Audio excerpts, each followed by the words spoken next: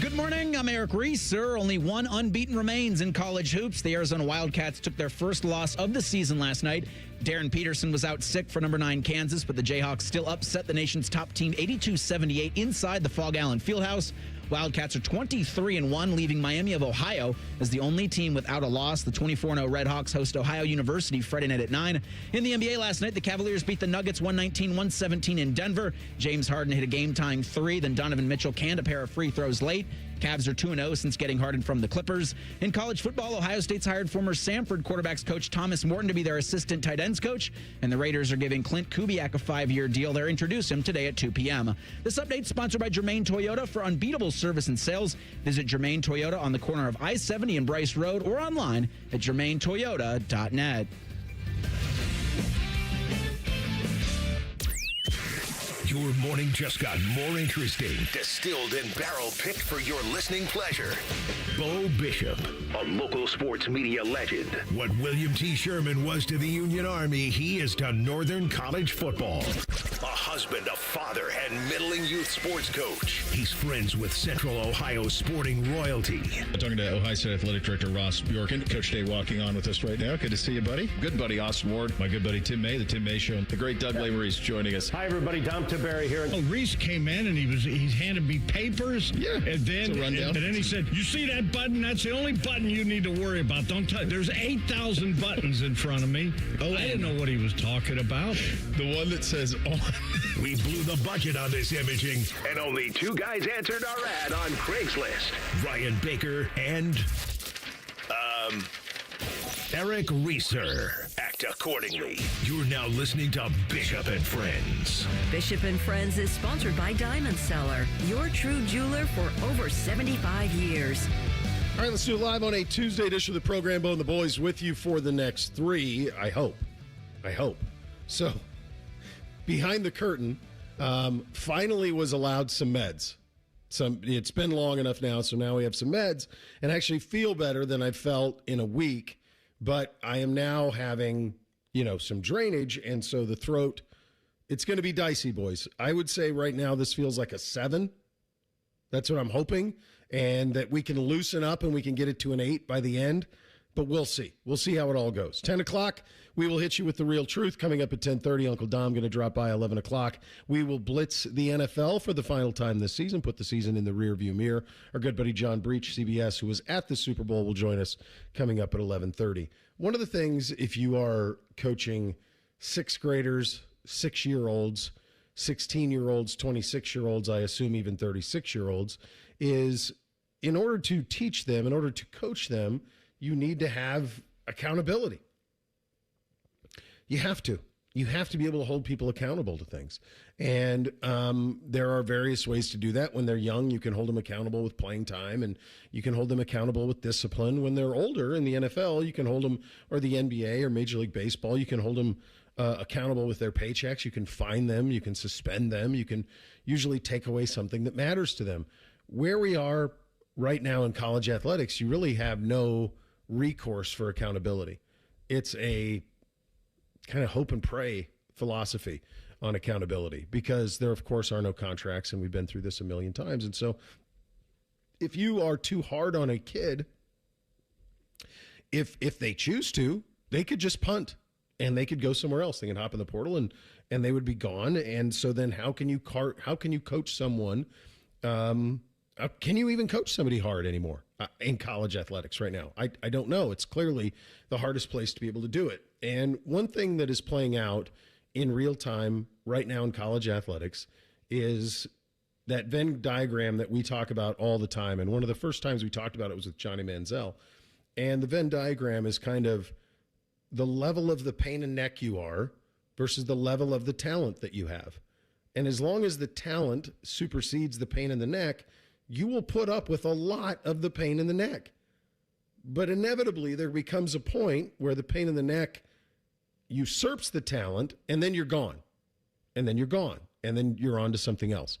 And I have no reason to believe that Darren Peterson, who is going to go number 1 in the NBA draft, who is an Ohioan, who was identified at a very young age as very, very special, and has lived up to all of that on the court, I have no reason to believe that he is a pain in the neck in terms of a bad attitude or anything like that. In fact, quite the opposite. Folks who coached him when he was in high school in Ohio raved about him. Kids who went to school with him raved about him.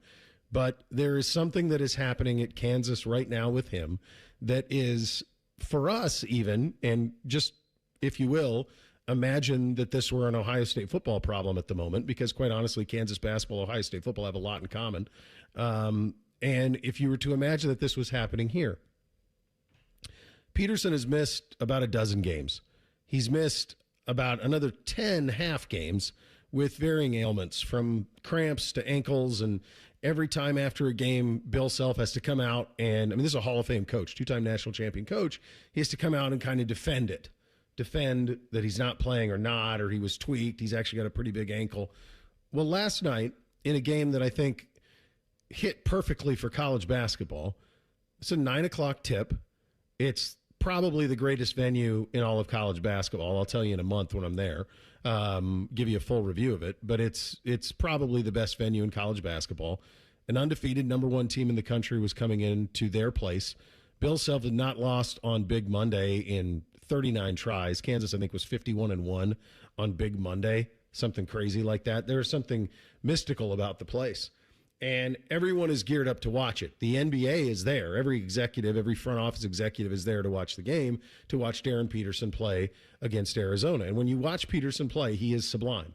He's the most, I heard this from someone earlier this week, and I think it's on point. He's probably the most gifted, just pure scorer of the basketball I've seen since Kevin Durant. Just an ability to get a shot whenever he wants to get it. But all of this other stuff is happening too. And about 10 minutes before tip, I'm about ready to turn it on, and I got a notification on my phone that he wasn't playing. And he wasn't playing because of flu-like symptoms. And so he didn't play. And the game was played, and they made some mention of it. And lo and behold, Kansas won. Kansas won. They beat the number one team in the country. They beat there's now one undefeated team, Miami, Ohio. That's it. And they beat him. They beat him without Darren Peterson. And you say to yourself, I said this a couple of weeks ago. I brought this to the attention just in case, because this isn't something that people are watching all the time around here. Certainly. I mean, like college basketball at 9 o'clock, we're not all Jacob Reimer here. But it's starting to cross over a little bit because this kid's going to go number one overall, and he's an Ohioan. So there's that part of it, too. He's the best high school basketball player the state's produced since LeBron James. And he's right there with LeBron. He might be on that all-time list by the time all is said and done. And I say to myself, if you're Bill Self, how do you handle this? There's one other component to this that further cloudies the handling of it.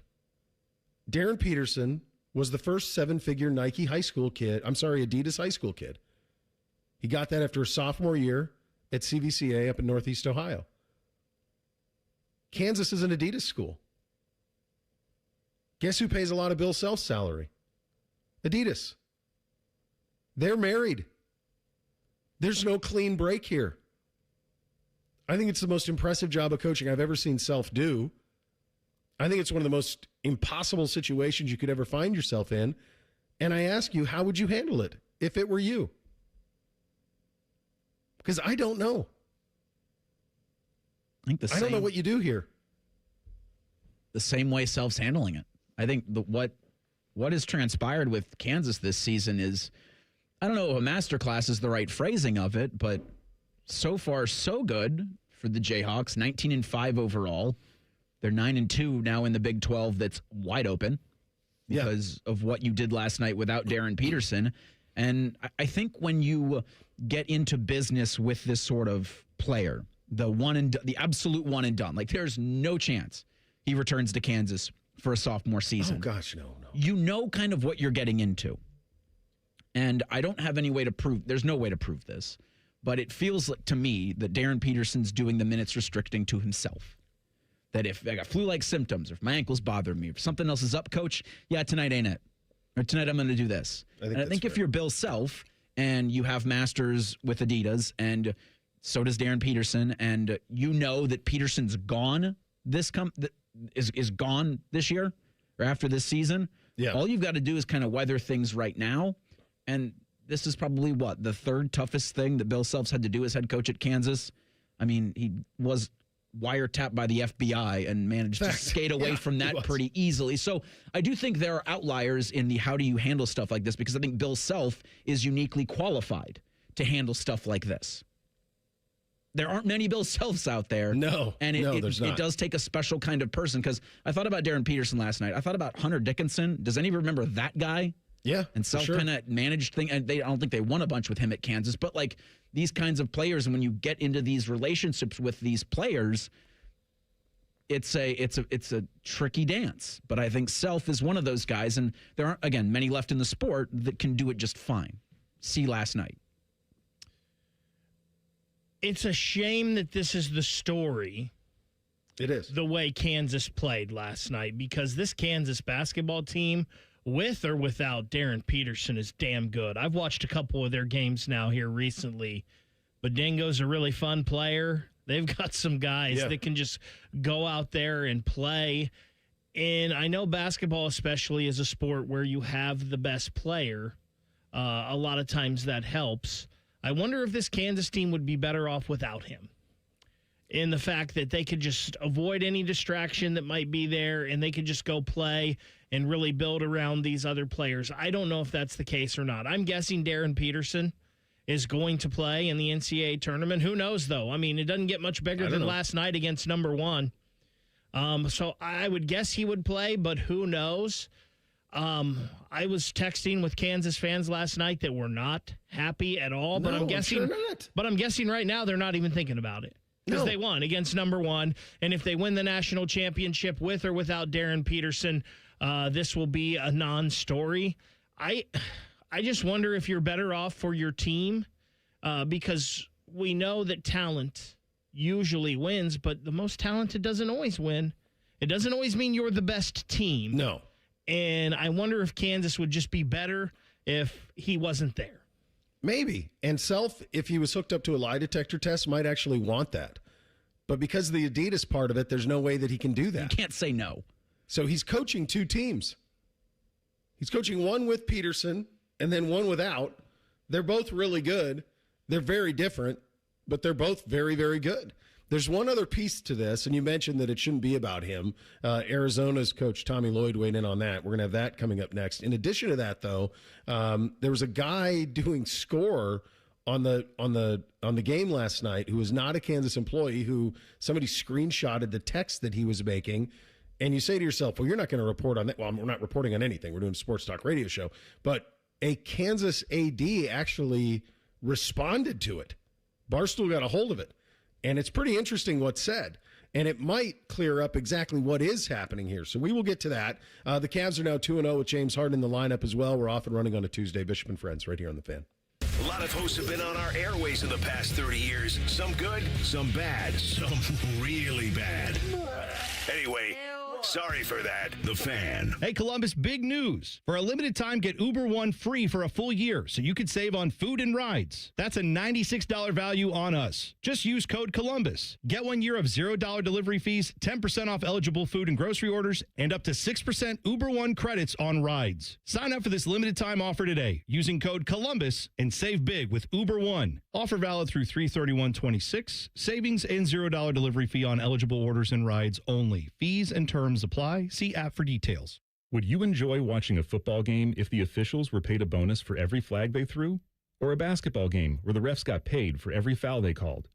Okay, how about hiring a furnace and AC company that pays its technicians by the number of parts they can sell you?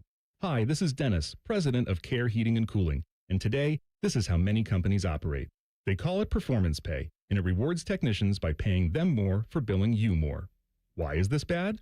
Because it abuses your trust in a technician to be treated fairly and honestly. At Care, we've been family-owned for 31 years and have always paid our technicians by the hour for repairs. We'll show you exactly what needs to be fixed and why, and give you our low upfront cost before we start. And unlike other companies, our technicians will never be rewarded for throwing more flags. Our Central Ohio-based staff is here for you 7 days a week. Care Heating and Cooling. Book an appointment online at careheatingandcooling.com or call us at 1-800-COOLING. When you need a company, you can trust. You still thinking job change in the new year? Yeah, I need something that's in high demand and more stable in this economy. IT? Yeah, cybersecurity, maybe even AI. That's what I did. Really? How? Went to My Computer Career. You don't need any prior experience, and you could start your new career in a matter of months. A lot of IT pros go to school there, too, to level up. Sweet. Are classes online or on campus? Both. Wow, I'll check it out. Thanks. Make this your year. Take the free career evaluation now at mycomputercareer.edu, an Elite CompTIA certification partner. Financial aid is available to those who qualify, including VA benefits. Fall is a season of change, and Hinderer Motor Company is turning over a new leaf with big savings. This is Justin Hinderer. Right now, any one of our participating locations is paying up to $3,500 over Kelley Blue Book value. That's right. Drive in your current vehicle and leaf with one of ours today. Don't wait. The leaves are falling and so are the prices. At Hinderer Motor Company, we love what moves you. Hey everybody, it's Berm. Look, the big game is coming up, and that means there's parties, food, drinks, and fun, but that's a recipe for disaster if you're trying to lose weight. That's not the case with Awaken 180. Eat, drink, and enjoy the day knowing you have a strategy to keep the weight off. Awaken180weightloss.com. All your favorite and least favorite fan shows are available wherever you get your podcasts. Just type in 971 The Fan to the search bar and hit that subscribe button. It's free. We're the land of the free and the home of the sunburnt, freckled fat guy. Do it now. It's 2026, the year you achieve your health goals. The Good Feet store wants to help. Trade in your bad feet for good feet. We want to help you walk, run, exercise, and play in comfort this year. Visit the Good Feet store on Polaris Parkway near the Polaris Mall or on Stringtown Road at Grove City. February is Children's Dental Health Month, so make sure you make an appointment for your child to visit an Ohio Dental Association member dentist. ODA member dentists are located throughout the state and are dedicated to providing the highest quality dental care, are bound by the highest ethical standards, and have access to superior ongoing education and training. On your next visit, ask if your child's dentist is a member of the Ohio Dental Association and American Dental Association, so you know you're being treated by the best. To find an ODA dentist in your area, visit ODA.org. Ohio has over 920,000 diabetics. If you are a diabetic, take a step in the right direction by having your feet checked routinely by a podiatric physician, the most qualified doctors to care for your feet. Adding a podiatrist to your healthcare team can help you better manage the effects of diabetes on your feet. Ohio Foot and Ankle Medical Association podiatric physicians are located throughout the state. For more information or to find a member of the Ohio Foot and Ankle Medical Association near you, visit ohiofoot.org. Fan weather. From the Logan AC and Heat Services Weather Center. Increasing clouds today with stray showers possible. Otherwise, it's going to be warm with highs soaring into the mid to upper 40s. For tonight, mostly cloudy with lows down into the 20s. And then for Wednesday, expect mostly cloudy skies with daytime highs in the mid 30s. For The Fan, I'm meteorologist Meredith Garfalo with the 10 Weather Impact Forecast. The radio couldn't contain us, so we've taken over YouTube. Catch Morning Juice weekday mornings at 6 by searching 971 The Fan. Do it. 10 feet tall and bulletproof isn't just a saying, it's a way of life. You're listening to Bishop and Friends. So I guess the simplest way to have this conversation would be just imagine if it were happening here. If you had a team, I mean, just Kansas is Ohio State. Say you get Darren Peterson, and you are 19-5, and you're ranked 11th in the country, and you are a team that can be a contender in the Big Ten without him, and without him, you can pull these type of things. But with him, you are better, and you could win a national championship. Like if it were you, and it was happening here, how would you handle it? Now, we talked about this a couple of weeks ago. We've had similar instances to this. Nick Bosa and JSN, those ended up being pretty severe injuries. We had a little bit of it this year.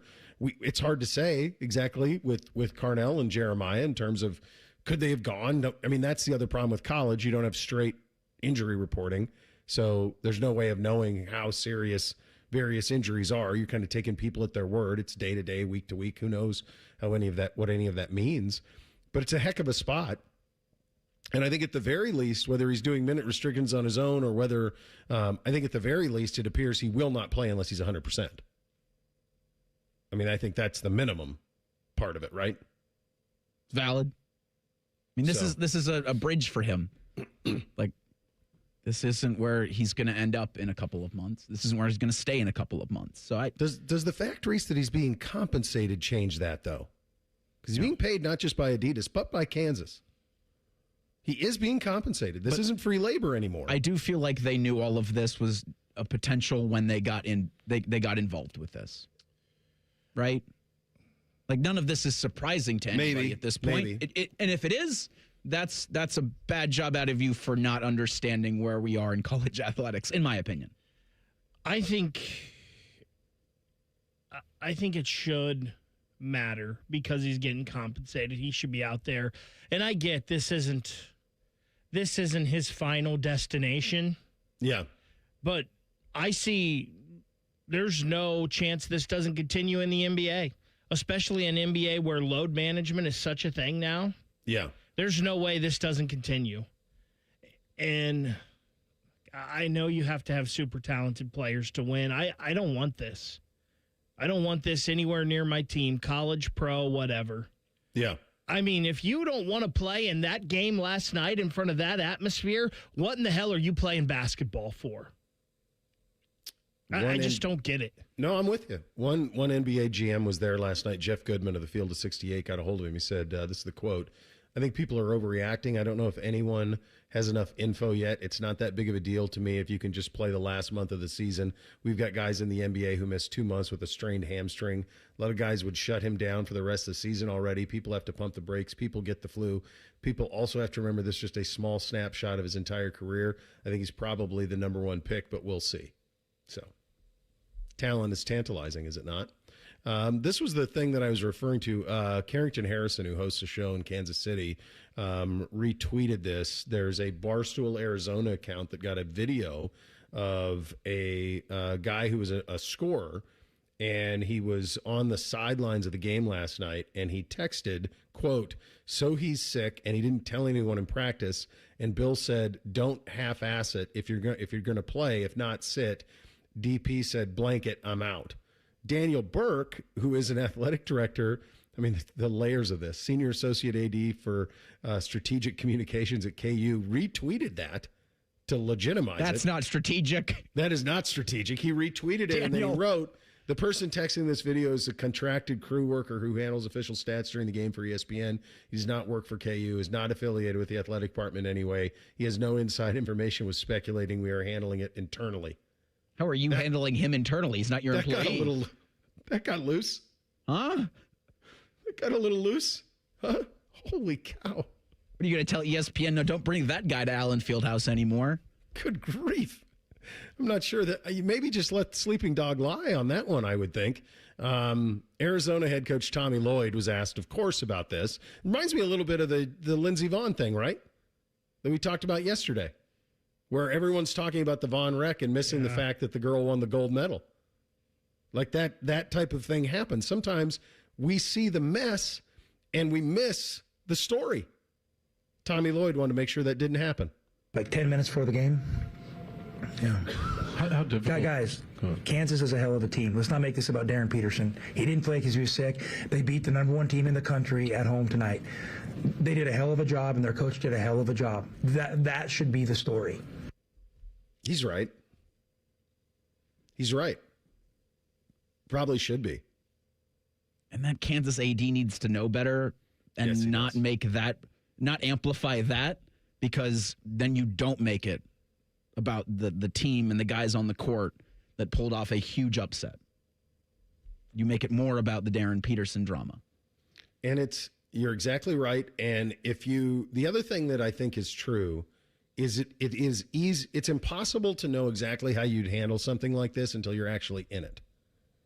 Because Timmy was there. He's a KU alum. He was there Saturday, and he tweeted a photo of the Peterson dunk in the second half of the game that was as cool a dunk as you're ever going to see on a Saturday. And the previous Saturday, they put on a show against BYU, and the kid was... So, like, until you're in it, you don't really know. You don't know how you'd handle it. Like, we can put it on the poll. If the Darren Peterson situation was happening at Ohio State, would you want him to continue playing or not? And my hunch is that most of you would say no. that they would take your approach, Bake. Like if either you're all in or you're out. Right? Most people would probably say, no, I don't want it. I'd rather lose without him than win with him, is probably what most people would say. But there is something tantalizing about talent. And the crazy thing is, you're not going to win without him at Ohio State. You're not going to win the national championship without him at Kansas either. Are we sure about that? I am, yeah. I mean, if they play the way they did last night, they could. That place is, I was texting with Timmy about it. I can't wait to go there. I think that place is like a witch's den. And I get that. I think last night it was worth 15 points. That's a great college basketball atmosphere, and those fans are awesome. I don't know. Like, what if Kansas, with this team they have, focused all their resources on the players that they have and them, running an offense and having a team without him, and they're probably used to it now. I wouldn't count this Kansas basketball team out without him. I think they could still be in the mix to win a national championship without Darren Peterson. Yeah. But you want him. But you certainly want him in March. And I know there's going to be immense pressure on this Kansas team to win with him. You can't have the once-in-a-generation talent and not win a national championship with him on your roster. And for CBS and their TV partners, you certainly want the name. There's no question that he has the talent to do like a Carmelo thing. There's no question that he does. Like that's in the bag. He could get 28 a night.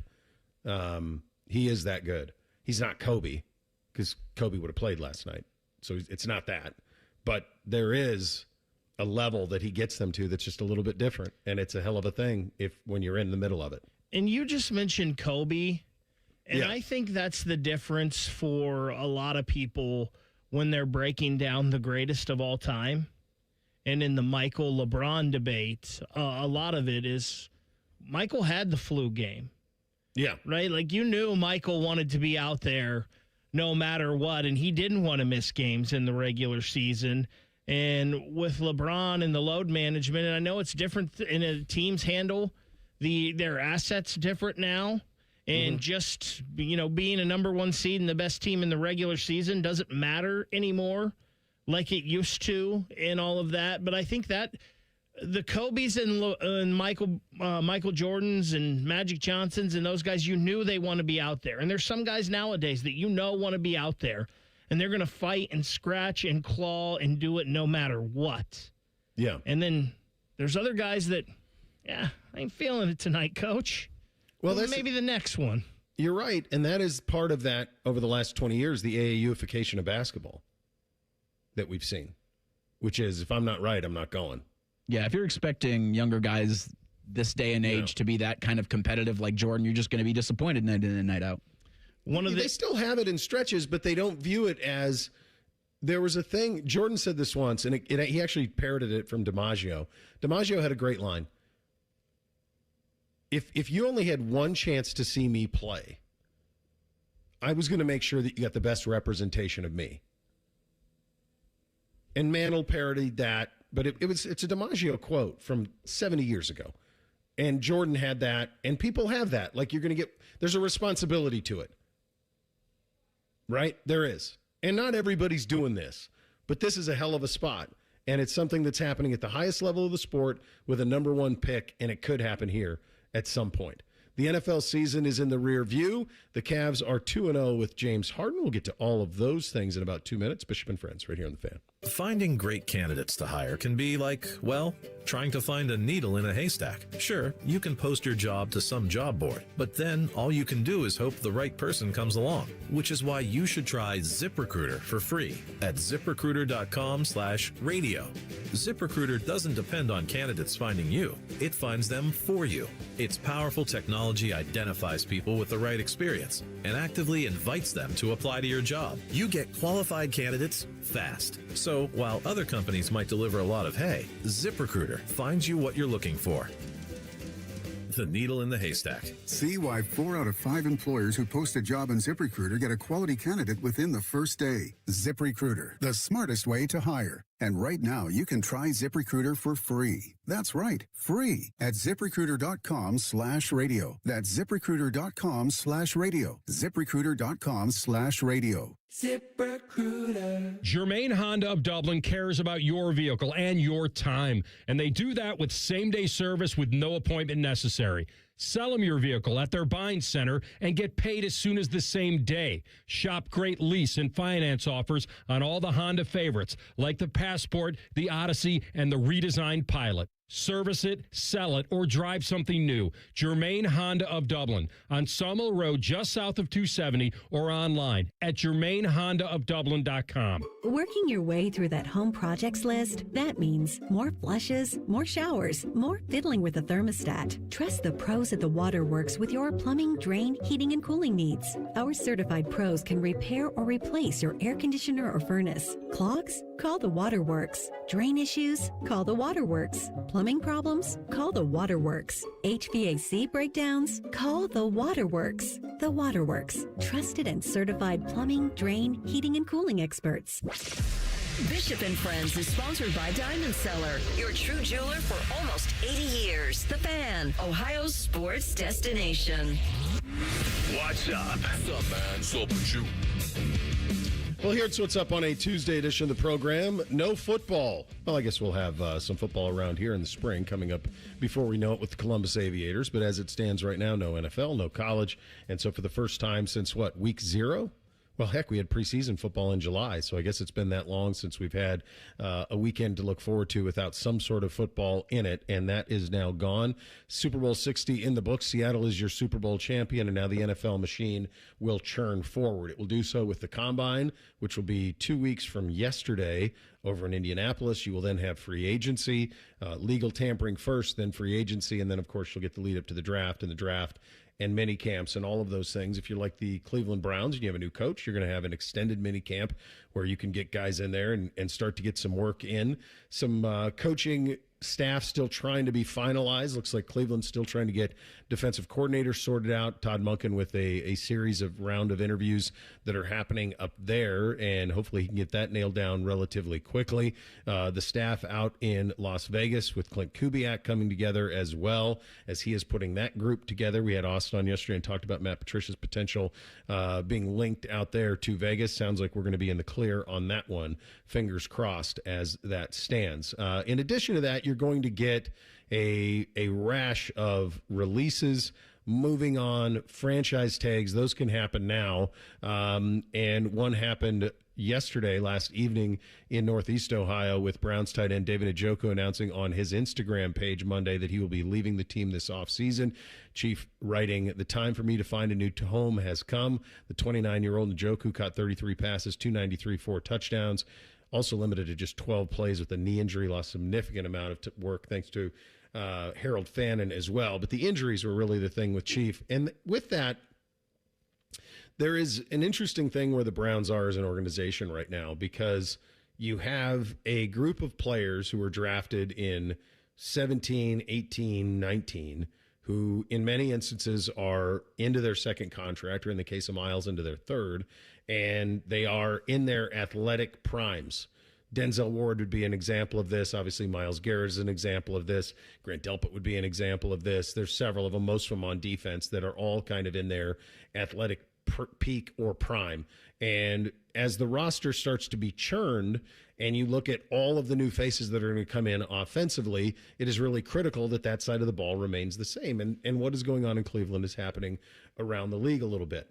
I am curious to see if this season and the way that it went down and the team that won it changes at all the way teams approach their off seasons and the way that they build their rosters. My hunch is that it will. My hunch is that what Seattle did this season, and to a lesser extent what New England did this season, was show you that you don't have to do it the way that the Kansas City Chiefs did it, or the way that the Buffalo Bills were attempting to do it, or the Baltimore Ravens were attempting to do it. That there are different ways in this instance to skin the cat, and that you can build it defensively, and you can build it playing opportunistic offense and being elite in special teams. Do this exercise with me for a second. What attributes did the Seattle Seahawks possess that led to a dominant Super Bowl performance? Seattle lost 3 times all season. 3 times. So what would you say is the first thing that team possessed that was an elite level? Balance. Fine. Fair. Balance. Elite defense. Balance and fundamentals everywhere. I mean, even their special teams were elite. Every unit was elite. I think, too, Seattle, maybe as good as anybody recently, has crushed the NFL draft. They have. Jackson Smith and Jigba, Kenneth Walker III, Zach Charbonnet, Gray Zabel, who they got this beginning of the second round, who I don't know if anybody knew who he was, and then he went to the Senior Bowl last year and just knocked it out of the park and crushed it. And they get him in the second round. Like they've gotten a lot of really good talent. It seems like in the second round they've crushed the second round. And JSN, Witherspoon, I mean they've just done a remarkable job drafting. You follow. Let me know what you think about this. Seattle. Characteristics. Elite defense. Right? Top 5 defense. Elite defense. Know who they are, play primarily zone, and play it to near perfection. So, elite. One of the 3 is elite. Reese hit on the second one. Elite special teams. I mean, they get return touchdowns. He does not miss kicks. And the punter 3 times pinned him inside the 10. So, elite special teams. Now, 2 out of the 3 phases for Seattle are elite. Okay. I think you tell me if this is fair. Plus offensive line play. Yeah. Not elite, but plus. And I think all guys they drafted. Almost, I think, Reese. I think you're right. Their offensive line's pretty homegrown. Yes. Yeah. So they're not having to overpay for it. Gets back to what Bake said. They've drafted well. When somebody moves on, they find the replacement. Plus quarterback play. Not elite. Although he's only lost 6 times in 2 years. He's one of 5 quarterbacks to do that. He's a Super Bowl champion. But you cannot argue that it's not plus. He went toe-to-toe with Matthew Stafford in the NFC Championship game and matched him. So while it's not elite, might not be Stafford-level quarterback play, it's plus. So plus quarterback play and 1 elite playmaker. 1 elite playmaker who's as good as anybody at his position in the league in Jackson Smith and Jigba. So now you tell me, if you were building an NFL team to compete for a Super Bowl, which is more difficult? Landing Mahomes, Brady, Manning, or trying to thread the needle that I just created there with 5 different things? Which of those 2 pass? And by the way, there's no right answer. To me, the good news is now it appears that there are 2. And I don't know if it took Seattle to do this, because really Philly plays this way too. They're pretty similar in terms, they elite defense, elite special teams. They would be elite offensive line, plus quarterback play last year with Jalen Hurts. And they've got elite playmaker, Saquon Barkley. There might be more ways to do it. For 25 years, we thought if you don't have Brady, Manning, if you don't have Mahomes, you don't have a chance. Maybe you do. Maybe they proved it. Maybe even Tampa Bay proved it to a certain extent. We weren't listening because it was Brady quarterbacking it, even though he wasn't who he was before. Maybe Philly proved it. Maybe there's another way. I would think if I were an NFL team, what Seattle did this year would give me hope that if I'm not picking number 1 overall, or if I'm not in a position to draft Drake May or Jaden Daniels, I can find a way to build something that can get to that level. Yeah, I think you still need great quarterback play, but sure. I've been saying this about the Browns, that they can build a team around a quarterback and then try to land one in free agency, or maybe wait a year or 2 and draft the guy that they love.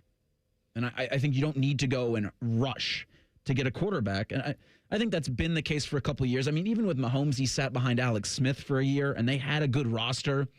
before he was really thrust in there. And so I think, we've done, the royal we have done such a disservice to guys coming right out of college and being put on teams that are bad and expected to go right away and be great. It's something I'm hoping with the way the NFL kind of follows trends, they dial that back a little bit to where you're not seeing like Mendoza, if he goes number 1 overall to the Raiders, like there could be a chance where you don't play him right away next year because you don't have to. Sure. And I hope that would be the case because that's best for his development. I hope that gets, that's something that cascades in the next couple of years because I think the NFL has done such a poor job with rookies and their quarterback development that you could, I think, do everybody a favor by just being a little patient with that. I think Brady, Manning, and Mahomes and the run that those 3 had there kind of messed up our thinking, as you mentioned, Bo. Like, you can win a Super Bowl with Trent Dilfer or Joe Flacco or a Jeff Hostetler, as we've seen in the past. Nick Foles. You can win a Super Bowl with the biggest thing, I think, with the quarterback. But can you get there with those you just mentioned? The biggest thing with the quarterback, I think, is just not turning the ball over. And somehow that's what Sam Darnold did in this postseason. He didn't turn the ball over. The Seattle Seahawks didn't turn the ball over, even though he almost threw 3 of them in the first drive of the game. I think that's the biggest thing. I've said this about the Browns forever. Don't overreach for a quarterback. Build other parts of your roster. And they overreach with Deshaun Watson, and they ruined other parts of their roster, things they could have added to a roster that they could have won with a Joe Flacco or a lesser quarterback if they just built a really good roster around those teams and kept what they had going through the John Dorsey era. It's very, especially now, I would never, unless it's Peyton Manning or just a surefire, I would never draft a quarterback. I would let someone else draft him and then pluck them 3 years down the road or 4 years down the road when they've developed a little bit and are more ready for the NFL game. Yeah, at the very least, your eyes should be open. And I'm guessing that the NFL's collective eyes will be based on what happened this season. All right, coming up next, we will get to the Cavs, who were impressive last night out in Denver. We have a third new offensive assistant for Ryan Day and a big ruling that actually goes in the NCAA's favor. It's coming up next. Bishop and Friends, right here on The Fan.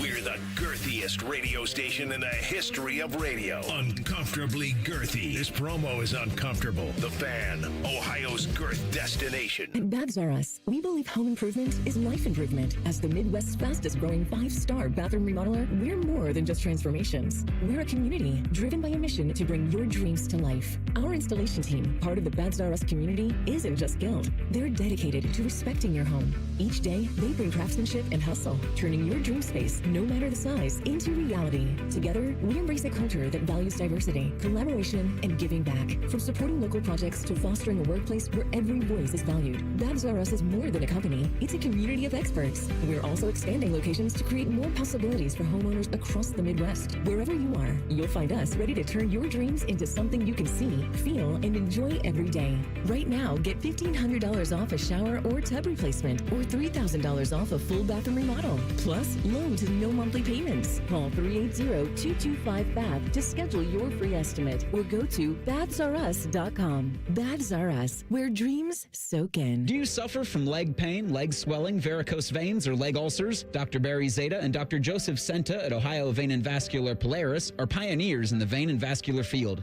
Dr. Zeta and Dr. Senta can perform minimally invasive procedures that will get you back on track to a pain-free life. Stop living with leg pain and start the process to healthy living with a free healthy leg screening.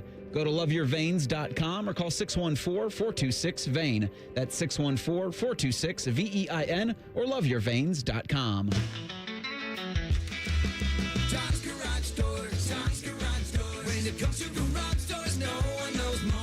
I started my first business at 12 years old, mowing lawns for about $5 a yard. I thought I was crushing it until my buddy down the street undercut me by $2. But he didn't just cut the price. He cut corners too. That's when I learned if you do the job right, people trust you and integrity beats profit. People care more about how you show up and whether you do what you say you're going to do. Hi, I'm Tommy Mello, owner of Don's Garage Doors. From garage door repairs to upgrades, we show up, we crush it, and we stand behind every job. We only use the best parts, and the spring's guaranteed to last a lifetime. Because when you care about the people you serve, you work harder, and it shows. From repairs to upgrades, call Don's Garage Doors today or schedule online at donsgaragedoors.com. And yeah, we still beat the other guy. Don's Garage Doors, Don's Garage Doors. When it comes to garage doors, no one knows more. It's truck season at Germain Toyota, and the deals are about as tough as the trucks. Get into a new 2026 Toyota Tundra with $299% financing for up to 72 months, plus $1,000 in Toyota Financial Services finance cash, or lease a 2026 Tacoma SR5 for just $289 a month for 39 months, 10,000 miles per year, and $36.99 due at signing. Power, reliability, and offers that work as hard as you do. Visit Germain Toyota on the corner of I-70 and Bryce Road, or check them out online at germaintoyota.net. Do you want free internet forever? Yeah, we thought so. That's why Spectrum is giving you just that. Free fiber-powered internet forever when you switch and get 4 mobile lines from Spectrum. No internet bills, no taxes, no late fees. Just fast fiber-powered internet. Call 833-901-0178 to find out how. But hurry, this deal won't last forever. Once more, 833-901-0178. Or visit spectrum.com/free forever to learn more. Back in the day, if you wanted to listen to the Fan, you turned on the radio, and that was the end of the story. But now, oh baby, stream us live on the Fan app, TuneIn app, iHeart app, we're everywhere. The Fan, Ohio's streaming destination. I love Right Pack Credit Union because they're solution driven. I feel valued as a member. They're focused on the latest technology and the personal connections. Experience benefits that go beyond banking with Right Pack Credit Union. Just ask our actual members. I definitely recommend Right Pack to all my family and friends as a credit union of choice.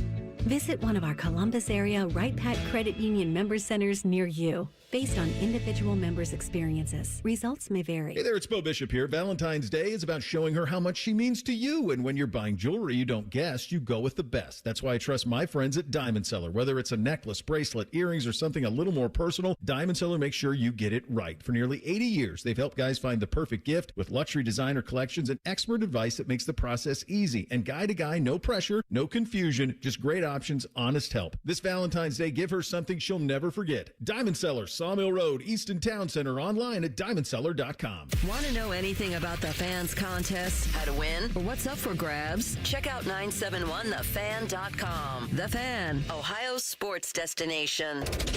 The friends are the guests and listeners. Reeser and Baker just work here. Back to work. Back to work. Everybody, work, work, work, work, work, work. You're listening to Bishop and Friends. This one, according to CBS Sports' Matt Zenitz, the Buckeyes adding Samford quarterback coach Thomas Morton as an assistant tight ends coach. Morton becomes the third new offensive assistant Ryan Day is hired in 2026, joining wide receivers coach Cortez Hankton and offensive coordinator Arthur Smith as Ryan is putting that side of the ball together.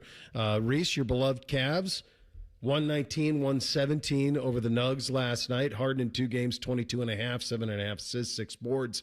I did not see much of this, but what I watched on the Melt this morning on this, it looks like Donovan Mitchell has a shot of adrenaline. Is that fair? Yeah, I think this is a good, it's like when you do smelling salts before you lift before you lift, right? It gives you kind of a kick. And so 2-0 is great. I think the key thing that you threw out there was the assist for James Harden, who was third in the NBA in assists before being traded by the Clippers last week. And I think a lot of those that were key for him late really helped Cleveland not only be competitive late, but win this ball game. Now, Harden has that 3 with 30 seconds left. And my kind of I would say my biggest gripe with the Cavs over the last couple of years is how in the third and fourth quarter they fall apart against teams that are just as talented or in some instances better. This wasn't the case last night in Denver. Now, it's a 1-game sample size. We'll go with 2-game sample. And you're supposed to beat the Kings. The Kings stink. Denver Nuggets, that's an NBA championship caliber team. Now, they play these in series, so can't get too excited over one game, but this is exactly what you thought you could get at the very best when you acquire James Harden like this. Now, if he gets unhappy at any time between now and June, you're screwed. Right. But so far, so good. Do you think, does this now mean, like, in order for this to be worth it, don't they have to make the finals? Yes, so I was looking at the odds for the Eastern Conference, and the Cavs are now plus 300. Those are the best odds to win the Eastern Conference. Oh, they're number one in the They're East. number one. It's Okay. Pistons and Knicks under at 330, and then the Celtics are 380. Now, there's been more rumblings that Jason Tatum could come back for Boston. I think him and Charles Bediako are going to suit up for the main G League team over the next couple of weeks here. You have to win the East with this to get a good return on Donovan Mitchell's investment. And also the East stinks relatively. Outside of, I'd say the Pistons are good, not good enough yet, and then the Knicks are great. That's all you got. Yeah. So, yes. That's kind of where I am. You have to. Yeah. Or this whole thing was for naught. Yeah. And that's a shame because they've had some great moments. He's 36. Yeah. So you've got, I'm sure he'll do right. Part of the deal was he gets an extension, right? And then Mitchell probably extends as well. I hope. Best case scenario that happens. Yeah. You're just dealing with such a volatile element in James Harden. Yeah. So I hesitate to say that this is going to go really well. I'm still in. They got the Wizards tomorrow night, so they'll probably whoop up on Washington. You're supposed to. So if you do the act accordingly dance until, May, we'll see. Yeah, I think you deserve, I think ownership there deserves a lot of credit for being willing. I mean, obviously Dan pays everything. $240 million is crazy. Like what he's doing, but also to say like, hey, let's go. Like we've knocked on the door. We can't knock the door down with this. Like, let's go. We got a chance to get a guy who could be a difference maker. My coaches in front office say that he could be. The East is wide open. You can hang a banner for an Eastern Conference championship. There is value in that. You're not the Lakers. You have 60 banners up there. So, like, you can hang a banner for an Eastern Conference championship. They do. Let's go get one. And I like it. I think we spend too much time when there's an opportunity, go for it. And so I commend that operation for going for it. Yeah, and the Cavs obviously they've had a pretty good run of success here. The past, 10, 15 years, the Cavs have had a pretty good run. I just always go back to, and maybe it was to the detriment of the team, and they hadn't done it before, but I always go back to that 2019 Blue Jackets season. And was it in the best interest of the franchise moving forward to go all in and go for it? Maybe not. But you know what? I'll never forget that season. No. I'll never forget that run. So if you can pull off something special here, and as you guys said, make a run to the NBA championship, I think it's worth it. I think it's worth it to your fans. And you talk about this all the time. What do you deserve as a fan? Yeah, right. Maybe we don't really deserve anything, but the Cavs are at least trying. They're going for it. I think you're owed that. I think your franchise that you root for, you are owed their best. Their best effort. Best effort does not mean best execution, but their best effort. And I think you're getting that out of them. You mentioned Bediako. So yesterday in Tuscaloosa, a judge ruled that, and if you're unfamiliar with this, it'll all make sense. Charles Bediako failed to show he deserves an injunction, making him ineligible for the rest of the season. He's the 23-year-old who started Alabama from 21 to 23, then went to the G League before a temporary order let him suit up for 5 games while averaging 10 and 5 on 77% shooting. They only went 3 and 2 in the record. NCAA President Charlie Baker called it a win for common sense. I'll be very curious to see if it holds up. But whatever you think about this, and we all want things to burn when it comes to how backwards all of this is something I don't want either. I have no interest in guys going to play in the NBA and then coming back to college for paychecks. So in that sense, I guess I'll take the win. I'll be curious to see what comes of it going forward. We'll hit the real truth coming up next. Bishop and Friends right here on The Fan. If you haven't thought about Buckeye football today, I'm sorry to tell you that you're dead. Our condolences. Your home of the Buckeyes, The Fan. Hey, what's up? It's T-Bone. Tired of snoring? Dr. Mark Levy can help with a custom mouthpiece that opens your airway and stops the snoring. no mask, no noise. Call 1-800-MORE-SLEEP or visit sleepbettercolumbus.com today. Stop snoring. Sleep better. Live better. Call the folks at Buckeye, night or day. Hi, this is Max with Buckeye Heating, Cooling, and Plumbing.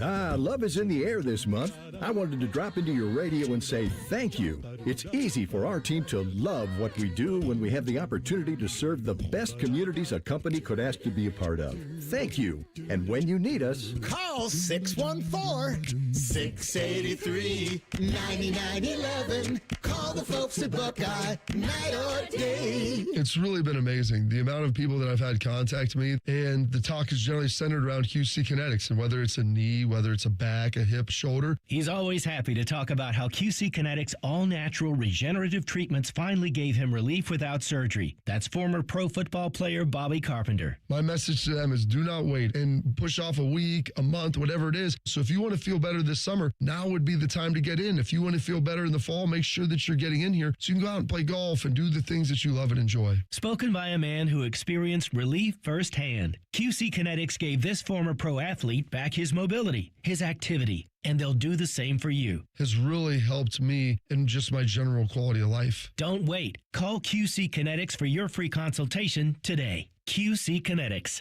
Call QC Kinetics, 380-208-4544. That's 380-208-4544. 380-208-4544. Your mornings are jam-packed. So if you're going to add anything, make it your favorite bite from Tim Hortons. Buy any size beverage and add a daily baked donut for $1, a tasty bagel for $2, or a freshly cracked hot breakfast sandwich for just $3. It's the best way to add more to your morning. The 1-2-3 menu, only at your neighborhood Tim Hortons. At participating U.S. restaurants, must ask for offer in restaurant. Tax extra. Exclusions and terms apply at timhortons.com/offer-terms. Many times, a person hires a law firm after an injury without doing research. It can be a big mistake or not.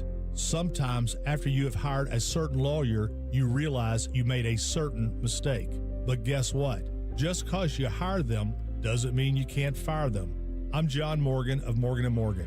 If you think you've hired the wrong firm, you may have. So do this. Google Morgan & Morgan results or visit forthepeople.com for cases just like yours. You may find that our full-service injury firm should have been your choice in the first place. Last year, almost 12,000 people discharged their law firm and hired us after further research. We became America's largest injury firm for a reason. Visit forthepeople.com today and let's get started.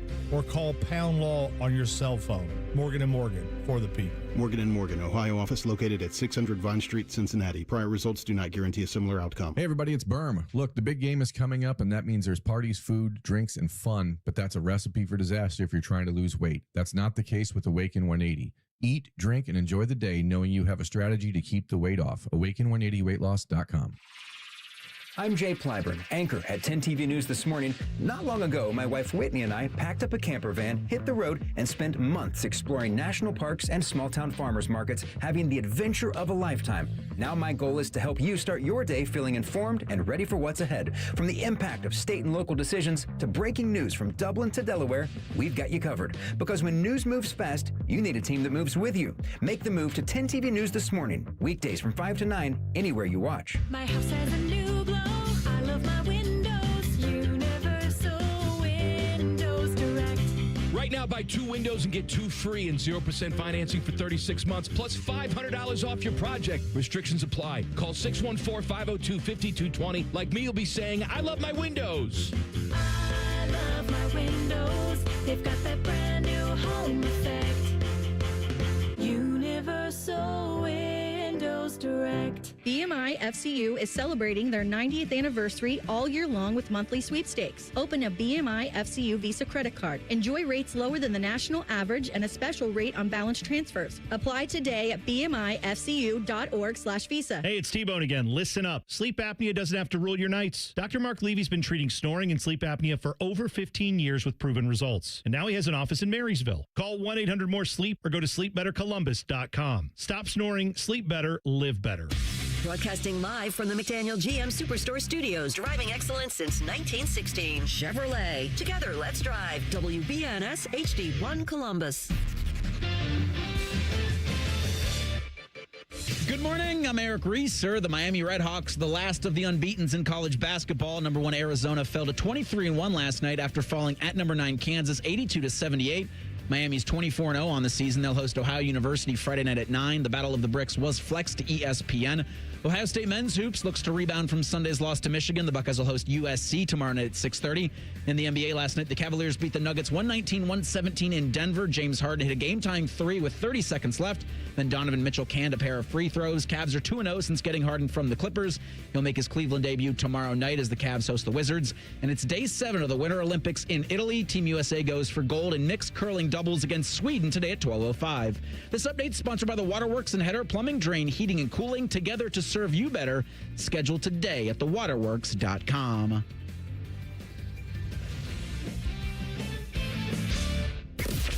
When General Sherman marched through Georgia, he was listening to this show. Use your skills for good, young warrior. This is Bishop and Friends. All right, second hour here on a Tuesday edition of the program. Time to kick it off with a little bit of the real truth. Hit it, fellas. Bishop and Friends present The Real Truth. Sponsored by Diamond Seller, your true jeweler for almost 80 years. The 2025 Ohio State football team is going to be remembered as one of those Buckeye teams that should have won it all. Is that the real truth? So what got me thinking about this was I'm seeing all these mock drafts and saw one from Matt Miller, and I've seen them from others, ESPN, NFL Network, everybody's putting them out. And you see 5 Buckeyes in the first round. And you say, my gosh, how the heck are we going to replace all this? How are we replacing all this defensive talent? How are we replacing this? Was this the year? And of course, we've lamented this many times. Oftentimes, Ohio State doesn't win. Actually, last year's the anomaly. 2024 is the anomaly when you're supposed to win and you do. Now, that team lost 2 games along the way, but inevitably got right and won the national title. But if you went to the beginning of the season, everyone would have identified that Ohio State team with Will Howard and all of that veteran talent returning and a freshman named Jeremiah Smith, and you would have said, well, go win the national title, and they did. But for the most part, it's the year before or year after when Ohio State wins those national titles. I don't think it's the real truth. I don't think it's the real truth that this team will be remembered as a team that should have won the national title. And I think the reason for that is the quarterback of the team that did win the national title is going to go number 1 overall. And the other team that you lost to in this run was Miami. And if you look at those same mock drafts, there are 2 Miami players that are going to go in the top 10 of the NFL draft. And there's more who are going to be drafted after it. And so I think that this team in 2025, while incredibly talented, got a massive monkey off its back in beating Michigan for the first time in a while and came up against teams that executed better. Does it feel a little bit like missed opportunity? Maybe. But I don't think that this one is going to feel like 96 or 98 or 15 or some of those other ones out there where it feels like, good Lord, how did you not win it in those instances? I don't think this one will have that tied to them.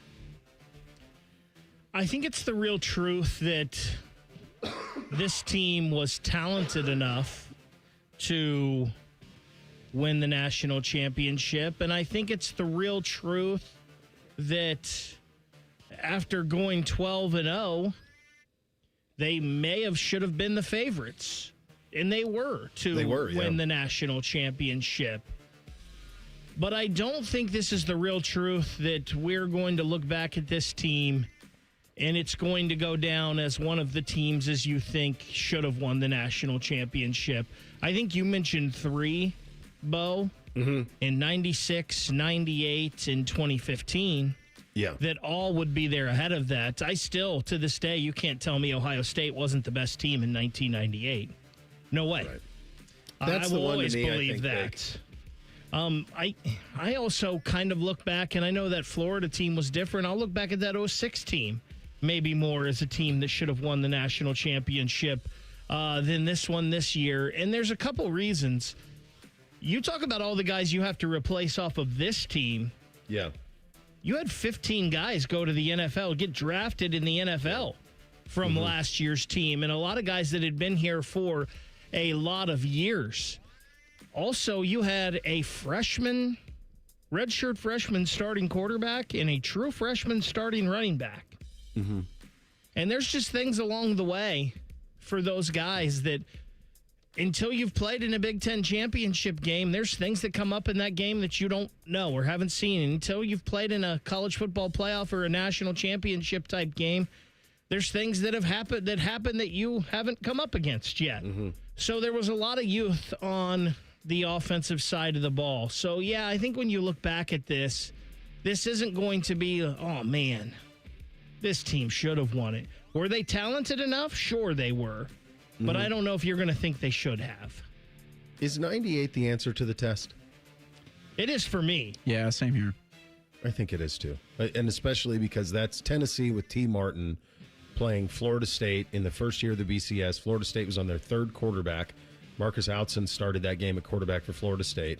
Florida State really couldn't even throw the ball down the field. And I would have loved to have seen 98 Ohio State play 98 Tennessee. And the crazy thing with that, I don't know if the 98 Buckeyes is the answer to, of these teams we've talked about, is the best team. I Just agree. compared to college football that year, they were the best team. Yeah, probably the most. Yeah, I mean, the best team one, I mean, that might be 95. I mean, that's Eddie and O-Pace and all of that. I mean, that might be, like, overall. I mean, 2015, you could make an right argument. there, too. Yeah. 2015 was never right, though. Joshua and Tyvis talked about this a million times. That sometimes I think we relitigate the way they played that year, and it really wasn't until they lost to Michigan State that you got their best. They weren't at their best that whole year. They were stuck in the mud the whole year. And two things that I just thought of. You said Michigan State, and it made me think of last year's team when the loss to Michigan kind of propelled them, it seemed like. This year's team, I'm not saying they didn't want to win the national championship, but it sure seemed like beating Michigan was more of a priority this year because of the 4 losses in a row to them. It sure seemed like that was a big monkey off their back, and maybe not, maybe their focus was on that a little more this year. And then the other thing we talked about earlier, Bo, just because you're the most talented doesn't always mean you're the best. No, for sure. Yeah. More than one AFC North team will make the NFL playoffs in 2026. Is that the real truth? Don't think about it. Who wins the AFC North next year? Baltimore. Who's coaching Baltimore? Jesse Minter. That's right. Maybe. I think that's the indictment on the rest of the division is why I go with that. Yeah, I mean, I understand why you would. They probably are the most talented. Pittsburgh is a complete unknown. Who knows what that approach will look like. An unknown for like McCarthy. the 6th year in a row. Yeah, I mean, I don't know how is it Rodgers? Is it Will Howard? What does that look like? I think you're right. It probably is Baltimore, but I also think it's interesting. A lot of the reporting out of Baltimore is that Lamar Jackson doesn't want to run anymore. He doesn't want to take hits. He doesn't want to run. Same Lamar. Me too, brother. I'm with you. But if he's not going to do that, then that's a different version of him that has a different ceiling to it. The Bengals are in complete reshape mode. I don't think this is the real truth. I think the team that win the division will make the playoffs, and that's it. I think that this is going to be a big transition year for the division. I think... and by the way, this is absurd to do before free agency and draft and all of it, but we're having fun in a February Tuesday. So, yeah, I mean, as it stands right now, I would say the team that win the division will make it. So I'll put a caveat on this, and obviously health is always there, but I'll put a caveat in this on the quarterback position. If Joe Burrow and Lamar Jackson are healthy all year, not only is this the real truth, but I think 3 AFC North teams get in the playoffs. Because I don't think Pittsburgh's going anywhere. Aaron's staying, and I think Mike McCarthy's a good coach. I know people don't think he's that good, but those two have a rapport. Pittsburgh never. They're just always there in the mix. So I think a healthy Lamar, I think a healthy Joe, I think Baltimore and Cincinnati both get back to it. I think 3 get in. Oh, my gosh. What a bold take out of you, Bake, on a February Tuesday. I mean, it was Hot Take Tuesday. It was. That's the other show. T-Bone and Tyvis this morning. Why don't we just restrict hot takes to one day? That's a great point. question. Our oven's on all week. We're in a hot take business, Monday Reese. through Saturday, and even Sunday in the call-in show. Like, we don't turn the oven off here. No. Ohio State men's basketball will make the NCAA tournament. Is that the real truth? I don't want to choose violence on a Tuesday, so I'm going to say yes. It is spicy.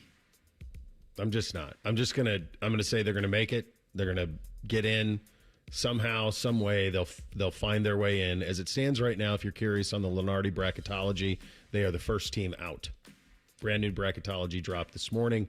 They are the first team out of the NCAA tournament if it started right now. That's where they stand right now. But somehow, some way, get a quality win, get in. I just don't want to live in a world where Bruce Thornton is going to play his entire career at Ohio State and never see the postseason. So somehow, some way, they get in.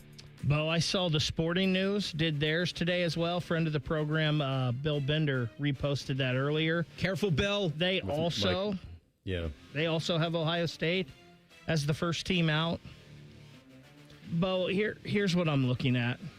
Don't do it, Big. Come on, look at you. Yeah. You had a Jimmy Jackson jersey as a kid. Jimmy Jackson. Gosh, these are your boys. Days.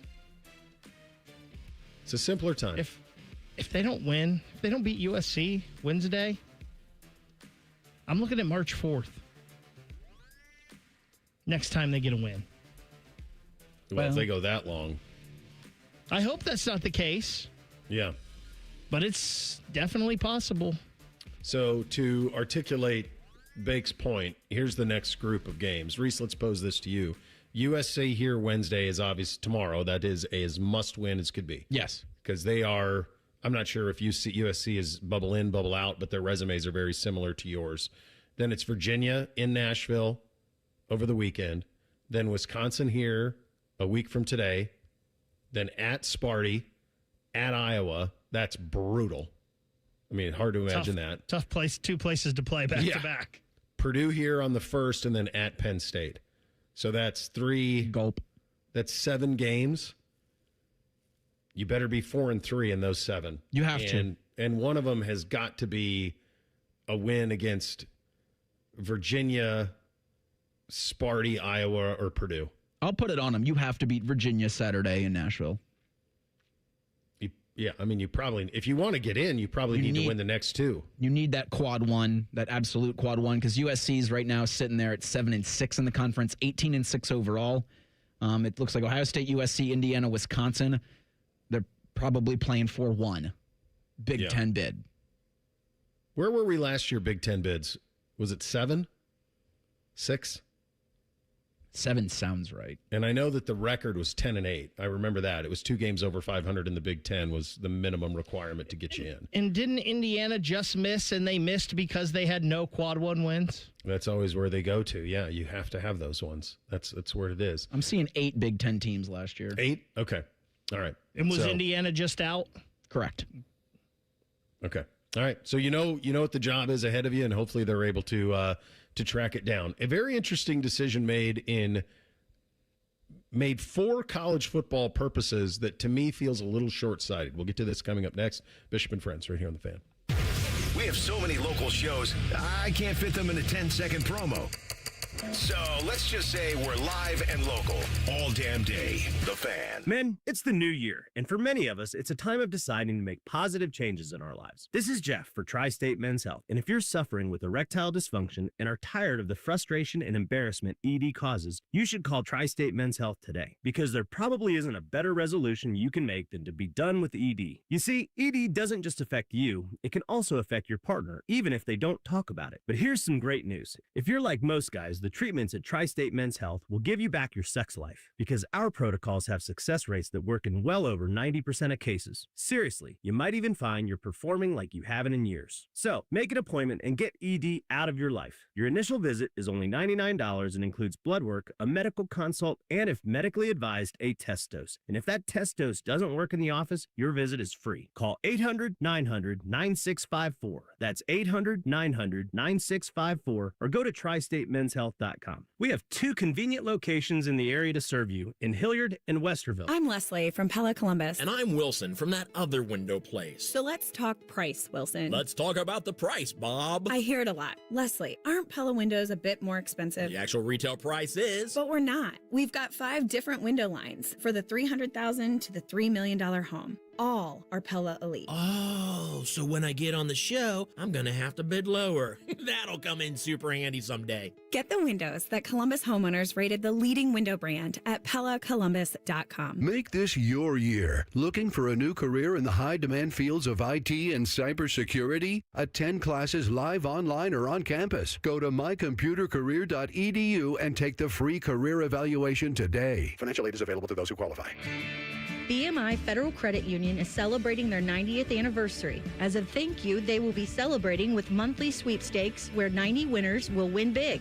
Visit bmifcu.org/90 years for more details. At Babs R Us, we believe home improvement is life improvement. As the Midwest's fastest growing 5-star bathroom remodeler, we're more than just transformations. We're a community driven by a mission to bring your dreams to life. Our installation team, part of the Babs R Us community, isn't just skilled. They're dedicated to respecting your home. Each day, they bring craftsmanship and hustle, turning your dream space, no matter the size, into reality. Together, we embrace a culture that values diversity, collaboration, and giving back. From supporting local projects to fostering a workplace where every voice is valued, Babs R Us is more than a company. It's a community of experts. We're also expanding locations to create more possibilities for homeowners across the Midwest. Wherever you are, you'll find us ready to turn your dreams into something you can see, feel, and enjoy every day. Right now, get $1,500 off a shower or tub replacement, or $3,000 off a full bathroom remodel. Plus, loan to no monthly payments. Call 380-225-BAB to schedule your free estimate, or go to babsrus.com. Babs R Us, where dreams soak in. Join the fan weeknights at 6 for the Buckeye Show. And if you're asking if it's just a bunch of homers rooting for all things Ohio State, yes it is. Proud to be your flagship home of the Buckeyes, the Fan, Ohio sports destination. Hello, it's John Kozik, founder and president of TurboTrack Realty, and I buy real estate as is fast for cash. Give us a call today for an all-cash offer at 614-470-2000, 614-470-2000. I buy vacant properties, inherited homes, divorce situations, death in the family. I even buy my tenants won't pay me the rent houses. Give us a call today for an all-cash offer at 614-470-2000, 614-470-2000. Do you have an oak tree in your yard? The Ohio Chapter International Society of Arboriculture is committed to advancing responsible tree care practices while preventing a fungal disease called oak wilt. They remind those who own and manage oak trees the best time to prune is November to early March. To find out more, there are over 1,000 qualified tree experts in Ohio. To find an ISA certified arborist in your area, visit treesforohio.org. That's trees4ohio.org. Fan weather. From the Logan AC and Heat Services Weather Center. Increasing clouds today with stray showers possible. Otherwise, it's going to be warm with highs soaring into the mid to upper 40s. For tonight, mostly cloudy with lows down into the 20s. And then for Wednesday, expect mostly cloudy skies with daytime highs in the mid 30s. For The Fan, I'm meteorologist Meredith Garfalo with the 10 weather impact forecast. Catch T-Bone and Tyvis weekday mornings from 6 to 9. If you're not completely satisfied, we'll rewind time and erase your brain. For real, The Fan. With friends like these, who needs former college football players? This is Bishop and Friends. Indeed it is. We're proudly sponsored by our great friends at Diamond Cellar, your true jeweler for nearly 80 years. We had this yesterday in the show. I think it broke like kind of in the middle of it, and we talked about it briefly, but I thought it deserved a little bit of a bigger examination. Yesterday, North Dakota State announced that they would be moving next year to the Mountain West Conference. Now, if you followed college football over the last 25 years at all, you are certainly aware probably of the Bison and their dominance at the 1AA level of college football. College Game Day has been there numerous times. They play in the Fargo Dome, which is this really small dome that they play in, relatively speaking, as domes go. But they have built a brand and a level of success that I think most programs in the country would want to emulate. They've done so while playing against folks on their own level, at their own pace, with their own means, with similar infrastructure, funding, so forth and so on. Yesterday, they make this move to go to the Mountain West. Now, they're not going to be able to compete, and correct me where I'm wrong on this, Reese, but they're not going to be able to compete for the Mountain West Conference for 2 years, and are also going to sit out any sort of college football playoff conversation for 2 years. Do I have that part right? Yep, 2028. Okay. So it's a 2-year punt for them, which I would just say why. Why should they have to do that? Doesn't make why any would you sense. make them punt on that? Why could they not compete right away? Why would you do that to yourself or your conference? And if you're one of the best, you're one of the best. Yeah. They also had to pay, I believe, $11 million to the Mountain West, and then an additional $5 to the NCAA. And what was that for? It's the fee to move from the FCS to the FBS. So I think it was 12 and 5 because it's 17 million total. Okay. It's still a lot to write one check just to move somewhere, to not receive any chance at a postseason until 28. That's just what that feels like to me. So they play in there's another part of this that's pretty interesting, because for the longest time, in order to move to Division I, you had to have a stadium of at least 25,000 capacity in order to do it. And then you had to have like minimum requirements from sellout. They won't have a problem with that. But the Fargo Dome only holds 18,000 people. I mean, this is the shot. This is what it is. I mean, like, that's the capacity for this football team. And so there's that part of it as well.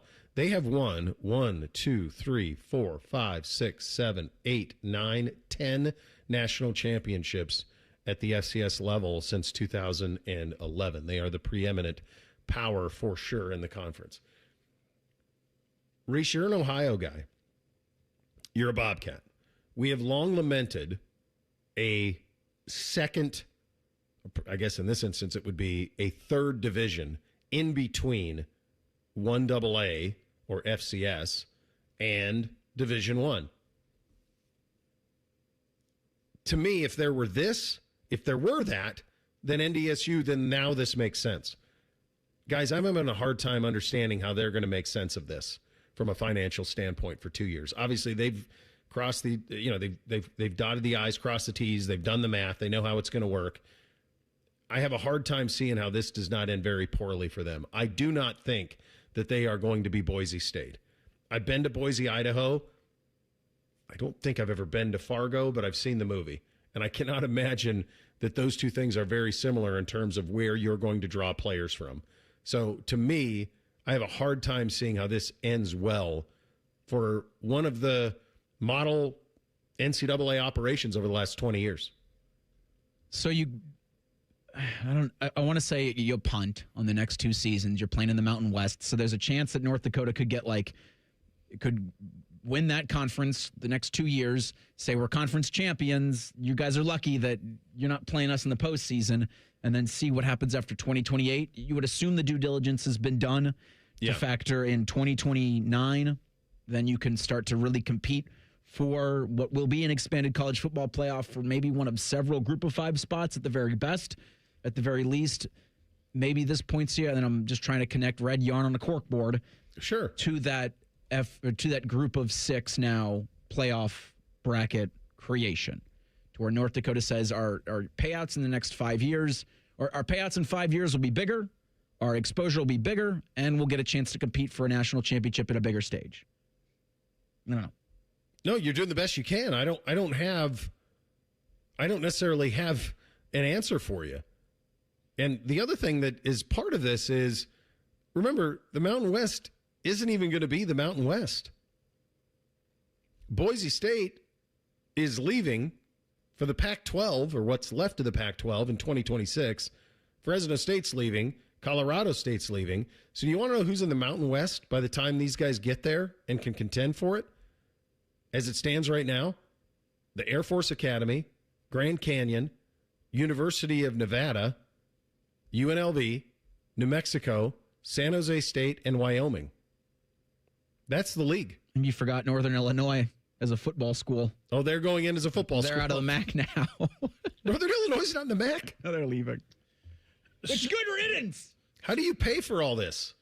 So with what you just said, that makes them just punting on the next 2 years even more ridiculous. Why couldn't they go into the Mountain West and win the conference? They would. I mean, what does that get you, though? I don't know. I mean, maybe it gets you a shot. Probably not, but you can't. I mean, even if they were to win the Mountain West and say now North Dakota State is the highest ranked group of 5, they're still not eligible because of the stupid rules. Yeah. Yeah, this doesn't make a lot of sense. No. We're gonna hear from Ross Bjork in the next hour. Yeah. He did an interview with the 11 Warriors guys, and we're going to let you hear some of that. And he kind of hints at, in one of his answers, maybe football being its own separate entity in all of this. What a win. And this, when I'm seeing this and hearing this and reading this, it screams that's what needs to happen. If it wasn't screaming already, that's what needs to happen. That's what needs to happen. So and I will tell you right now, I would fail this. As I'm on, and because you can't even go on the conference websites, you actually have to go to the Wikipedia because that's the only one that shows like where future members are going to be. The Pac-12 in the future is Washington State, Oregon State, the 2 holdovers, Boise State, Fresno State, Colorado State, Gonzaga for basketball, San Diego State, Texas State, Utah State, and then the other ones, affiliate members are Cal State Poly, San Luis Obispo, Cal State Bakersfield, and University of Arkansas at Little Rock. Huh? Hell yeah. It's like California in the ACC. Just at some point, adults in the room at some point. Maybe Ross can be one of those adults in the room. Who knows? But what a mess. What an absolute mess all of this is. Dom Tiberi in 2 minutes. Bishop and Friends right here on The Fan. Common Man here for Universal Windows Direct. It's cold outside. Don't let leaky windows drive up your heating bills. Right now, when you buy 2 windows at Universal Windows Direct, you get 2 free. That's a real deal. And there's no limit. Whether you need 4 or 14, half of them are on the house. Plus 0% interest for 36 months. And $500 off your entire home improvement project. How many more deals do you need? Schedule your free in-home estimate today. 614-502-5220. UniversalWindowsDirect.com. Moolah, greenbacks dough, Skrilla chips, bread and mo. 2, 5, 10, and 20, 30 big ones, games aplenty. Cheddar, butter, loot and scratch, find the letters, make the match, cause there's many words for cash, no doubt, many ways to play cash word. Check 'em out. Cash word from Ohio Lottery. It's game time, yo. Cash word, it's fun to go with millions in prizes, don't you know? Lottery players are subject to Ohio law and commission regulations. Play responsibly. Steve here from USA Insulation. Let me ask you a question. Do you know why your thermos keeps your coffee hot? Because it's insulated with foam. So let us do the same thing and insulate your home with our premium foam for only $99 a month, interest-free. The cold weather's here. There's nothing better than sitting in a warm, comfortable home with your loved ones and keeping that cold, drafty air outside. So make the call today, 529-2440, 529-2440, or usainsulation.net. USA Insulation. Hey everybody, it's Berm. Look, the big game is coming up, and that means there's parties, food, drinks, and fun, but that's a recipe for disaster if you're trying to lose weight. That's not the case with Awaken 180. Eat, drink, and enjoy the day knowing you have a strategy to keep the weight off. Awaken180weightloss.com. Listen to Financially Fit Radio with Corey Sickles this Saturday morning at 9 on 1460 AM, covering topics like what you need to know about annuities and how to stay healthy and enjoy retirement. Financially Fit Radio this Saturday morning at 9 on 1460 AM. Want to know anything about the Fans contest, how to win, or what's up for grabs? Check out 971thefan.com. The Fan, Ohio's sports destination. Bishop and Friends present Tuesdays with Tiberi. How you doing, buddy? Good, buddy. How are you? I'm hanging in, man. It's been a beast of, of an illness. What did you I'm trying have? to get through it. What did you have? Flu B. A flu B. Yeah, it was flu B. Did you get the flu vaccine? No, this year I didn't. It's been hit or miss with it through the years. Sometimes when we had the boys, when they're little, you have to have it. So we had it for a while, and then I've tried it, and then I got a doc saying, well, we didn't get it right this year or whatever, so I bailed this year, and I'm paying the price for it, I suppose. But hopefully turning the corner now, my friend. Your voice sounds interesting. Yeah, I would say like 15 packs of Marlboro Reds. Yeah, hey, just get on that horse. That's all you need. Then you're there. That was Sam Darnold's grandpa, Rolling your smoke. Did you know that? How about no? I his didn't dad know. was the Marlboro man, or his grandpa was the Marlboro man. I did not know that. Yeah. What a story that guy is. Yeah, he was. Holy smokes! He goes from being the biggest bust, and now he's a Super Bowl champion, king of the hill, at Disney World. Why not?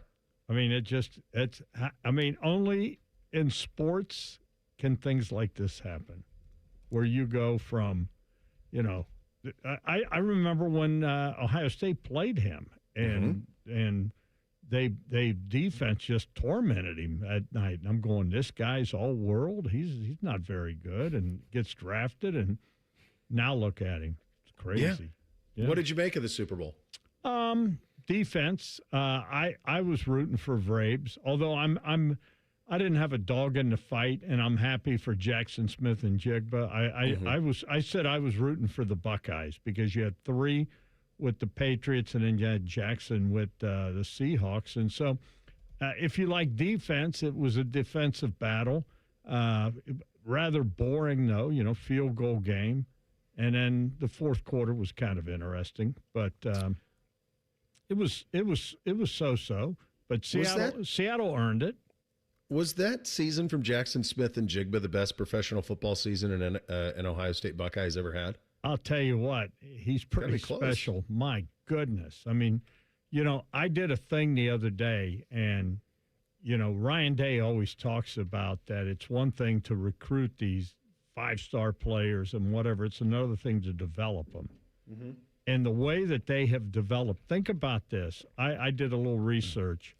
Okay. And coming into this season, Ohio State had 58 players on active rosters and another 20-some on practice squads. Okay. 80-some players in the National Football League. Yep.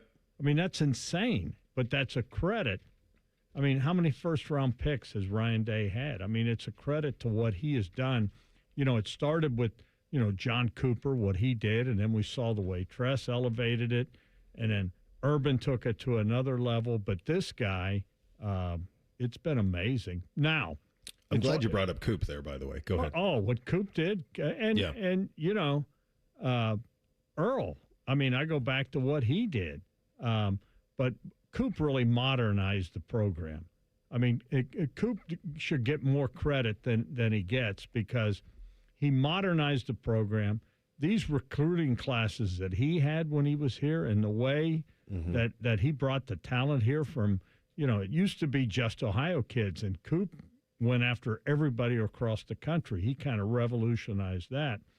But, we talk about all that, and now it looks like the whole dynamic's changing where you're not going to have big recruiting classes, at least with high school kids. You're going to take the Jeremiah Smiths, you're going to take these 5-star players and hope you hit on them. But the portal's where this game seems to be heading. Yeah, and that part, I think it's just going to take some getting used to. Oh. It's for all of us. It's just going to take because they're all learning this in real time. Ryan and Mark and everybody in, they're what is now a front office. They're figuring this out in real time. What's the best way to kind of build a roster? And there's no blueprint for it, right? Because the rules are gone. And so you're just trying to find a way to do it the best you can. But yeah, I've been saying that for a couple of weeks. I think you're looking at 15 to 18 person recruiting classes, and then you're going to have heavier portal influence at certain positions, and you're still going to go for the biggest of the blue chips. But you mentioned Jackson Smith and Jigba, like those receiving rooms are never going to happen again, Dami. Well, like 6 deep. Never. Yeah, I don't know because we saw what happened. How many guys went into the portal this year because these guys don't want to wait. It really is when you think about the transformation that we're witnessing and the learning curve it's going to take. It's like I remember when I said that, the Michigan game, that there's too much put on it now, and that, and I got beat up pretty good. But the bottom line is this, we need to realize that, yes, that's a big game, but we talk about the sanctity of that game. You could play them 3 times.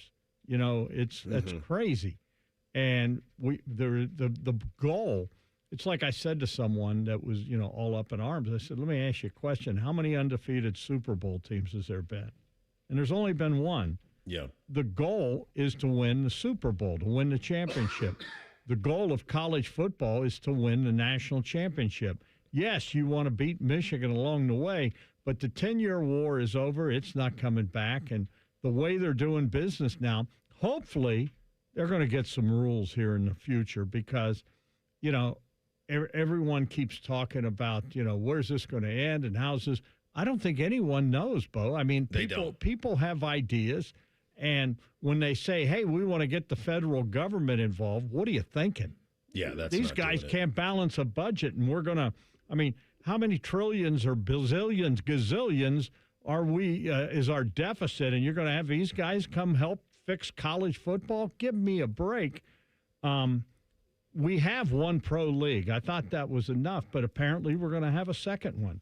Well, and that pro league has rules, and it has a commissioner. Yes, it does. That everybody answers to, and we don't have that. No, we don't. And you got the NCAA saying this, and just by what and it's ended up in courts. You saw what the Charlie Baker said about the basketball player that kid from Alabama. Yeah, it's the whole thing is upside down, but they did it to themselves.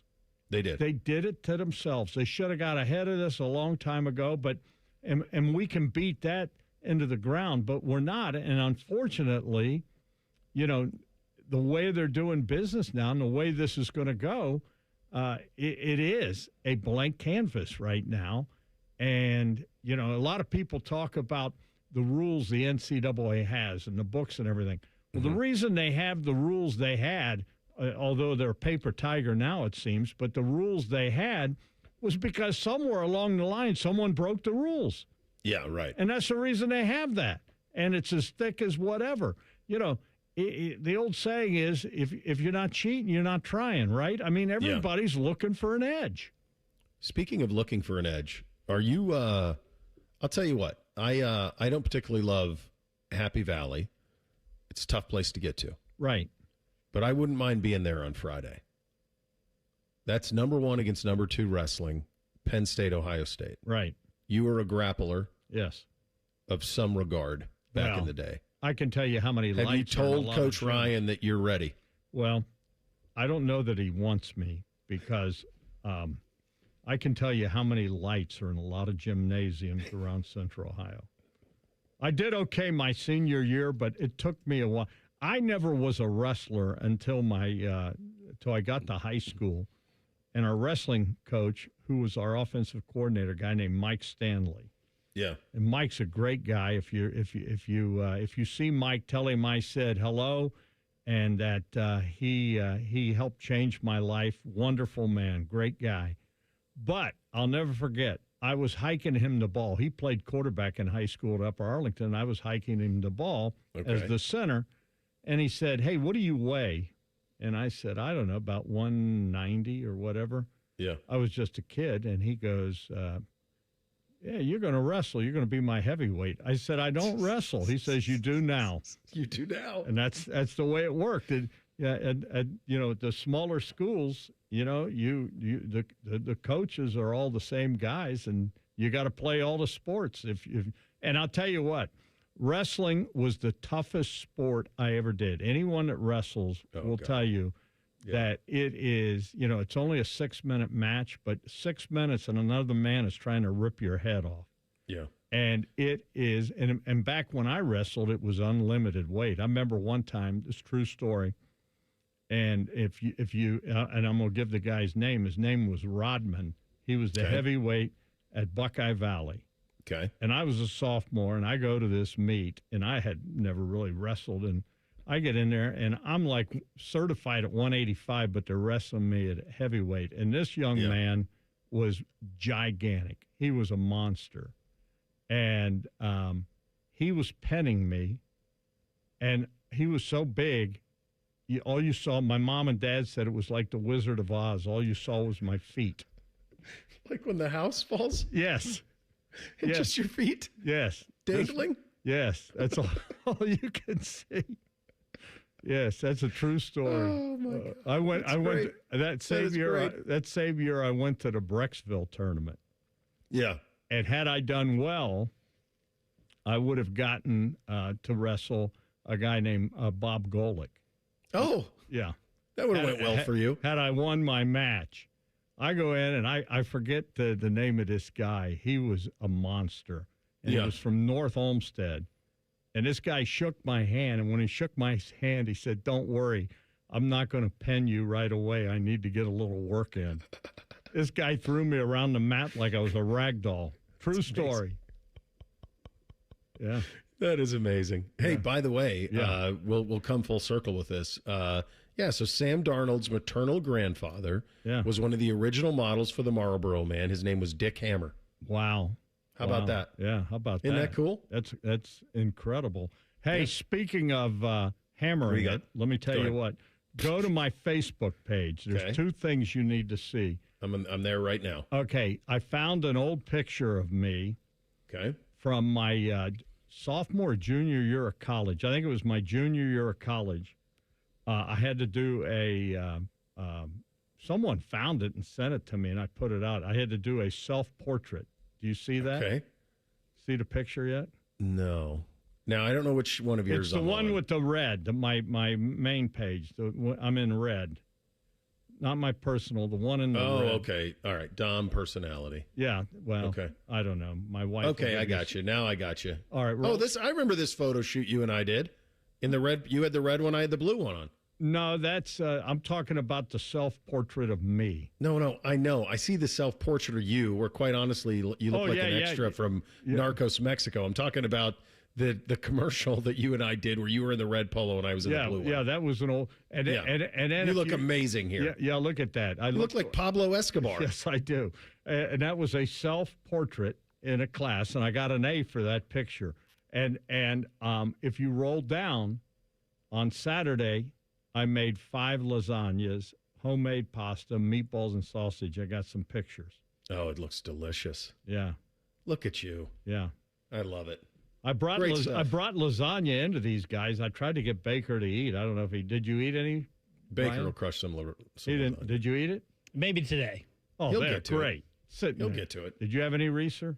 I haven't seen it, but I might get a slice. Well, I don't know. I don't know if it's in and left in there. You know how you bring food to a newsroom. What happens? It's gone. Yeah. All right, buddy. All right. We'll I'll see you soon. Goodbye. There he goes. Bye-bye. Tom Tiberi on the Bryan Heating Cooling Systems Fan Guest Hotline. We'll do Thing or Not a Thing up next. Bishop and Friends right here on the Fan. File with TurboTax on Intuit Credit Karma. They help you get your biggest refund, and then they help you do more with it. Start filing today in the Credit Karma app. This is Daily Show with Coach Jake Diebler, brought to you by Encova Insurance. You talked after the game on Sunday about having a resilient team. Does that kind of translate to a team that loves to get on the court and practice regardless of what the previous outcome was? This team's embraced getting better. You got to do that through practicing. I think right now we got to evaluate where our legs are at and certainly be mindful of being fresh on game day as well. But, yeah, this is a team that embraces, the hard work it takes to improve and learn from mistakes, and that's how we're going to always continue to approach things. Okay, we'll have more in just a moment. Hi, I'm Archie Griffin, 2-time Heisman Trophy winner. The right coverage can be a game changer both on and off the court. That's why Encova Insurance and their local independent agents are prepared for what's next and protect what matters most to you. Whether that's your home, car, business, or family, Encova's got your back with a policy that fits you perfectly. With local independent agents in your neighborhood and innovative insurance products that can be tailored to fit your unique needs, Encova's playbook is an easy win for your peace of mind. Basketball is full of challenging shots, and life can be too. With Encova, you don't have to do it alone. Your expert agent will guide you and provide insurance solutions so you can confidently manage your risk and count on a financially secure future. For auto, home, and business insurance, you want Encova on your team. Visit Encova.com today to find an agent near you. Encova is a proud sponsor of Ohio State Athletics. Go Bucks! The officials have been talking for quite some time. Alrighty, let's see what they have to say. Upon further review, there is no penalty on the play. However, we have conferred and discovered that Bob, the line judge, has saved a boatload for his kids' college using Ohio's 529 plan. It is tax-free, accepted nationwide. Bob recommends we all go to collegeadvantage.com. First down. Well, that's not entirely unexpected. Classic Bob. This is the Ohio State Sports Network, presented by the Ohio State Wexner Medical Center, the team physicians for Ohio State athletics. Jake, when you talk about wanting to improve and adjusting people and legs and all that, does that involve sometimes adjusting the length of your practice? Yeah. We lean on sports science. We get data to evaluate the impact practice has on our guys and, looking for trends, tracking player load and things like that. So all that comes into play, but you also got to spend the necessary time to get better. And so it's a balance, but we lean on the resources we have here at Ohio State to make great decisions. And important to those guys to do their own part to take care of themselves? Yeah, recovery is critical. Sleep is the best recovery you can get. How you eat, what you do in the training room, cold tub, all that stuff plays a factor. And you have a responsibility as a player to spend the time and energy to recover and get yourself ready to go each and every day. This is the Ohio State Sports Network from Learfield. Around here, it's all-wheel drive all year round, and Toyota has more all-wheel drive choices than anyone, like the best-selling Camry. Now through March 2nd, get 4.99 APR financing on a new 26 Camry, or lease a new Camry LE for just $279 a month for 39 months with $36.99 due at signing, with approved credit through TFS. Tax, title, and license extra. Call 1-888-36-TOYOTA for details, or go to toyota.com. Toyota, let's go places. Everybody knows that Roosters is a fun, casual joint with their award-winning waitstaff, great food, fun, and laughter. It's a quick stop on the way home to sit back and unwind. It's a front row seat to the big game. Roosters is where you, your family, and friends can order pizzas, sandwiches, salads, and more. And the home of award-winning wings that are fresh, never frozen, and so big you won't believe it. It's your family's other dinner table. Roosters, a fun, casual joint, and the official wing sponsor of Ohio State Athletics. Would you enjoy watching a football game if the officials were paid a bonus for every flag they threw? Or a basketball game where the refs got paid for every foul they called? Okay, how about hiring a furnace and AC company that pays its technicians by the number of parts they can sell you? Hi, this is Dennis, president of Care Heating and Cooling, and today, this is how many companies operate. They call it performance pay, and it rewards technicians by paying them more for billing you more. Why is this bad? Because it abuses your trust in a technician to be treated fairly and honestly. At Care, we've been family-owned for 31 years and have always paid our technicians by the hour for repairs. We'll show you exactly what needs to be fixed and why, and give you our low upfront costs before we start. And unlike other companies, our technicians will never be rewarded for throwing more flags. Our Central Ohio-based staff is here for you 7 days a week. Care Heating and Cooling. Book an appointment online at careheatingandcooling.com or call us at 1-800-COOLING. When you need a company you can trust. Bishop and Friends is sponsored by Diamond Seller, your true jeweler for almost 80 years. The Fan, Ohio's sports destination. Distilled sports discussion served in light beer quantities. You're listening to Bishop and Friends. All right, time for a little thing or not a thing on a Tuesday. Hit it, fellas. Thing or not a thing. Sponsored by Billiards Plus. Find your next grill and everything you need for the master griller. Billiards Plus on Dublin Center Drive in Dublin. The Las Vegas Raiders officially announced Clint Kubiak as the team's new head coach on Monday. He confirmed as much Sunday night after the Super Bowl. The Raiders are giving Kubiak a 5-year deal, according to Adam Schefter.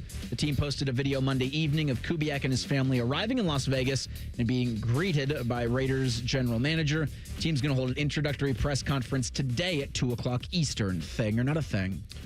I suppose generally I would say not a thing. I think the one thing that might be a thing here is this appears to be the first hire by the Raiders where Tom Brady's fingerprints are all over it.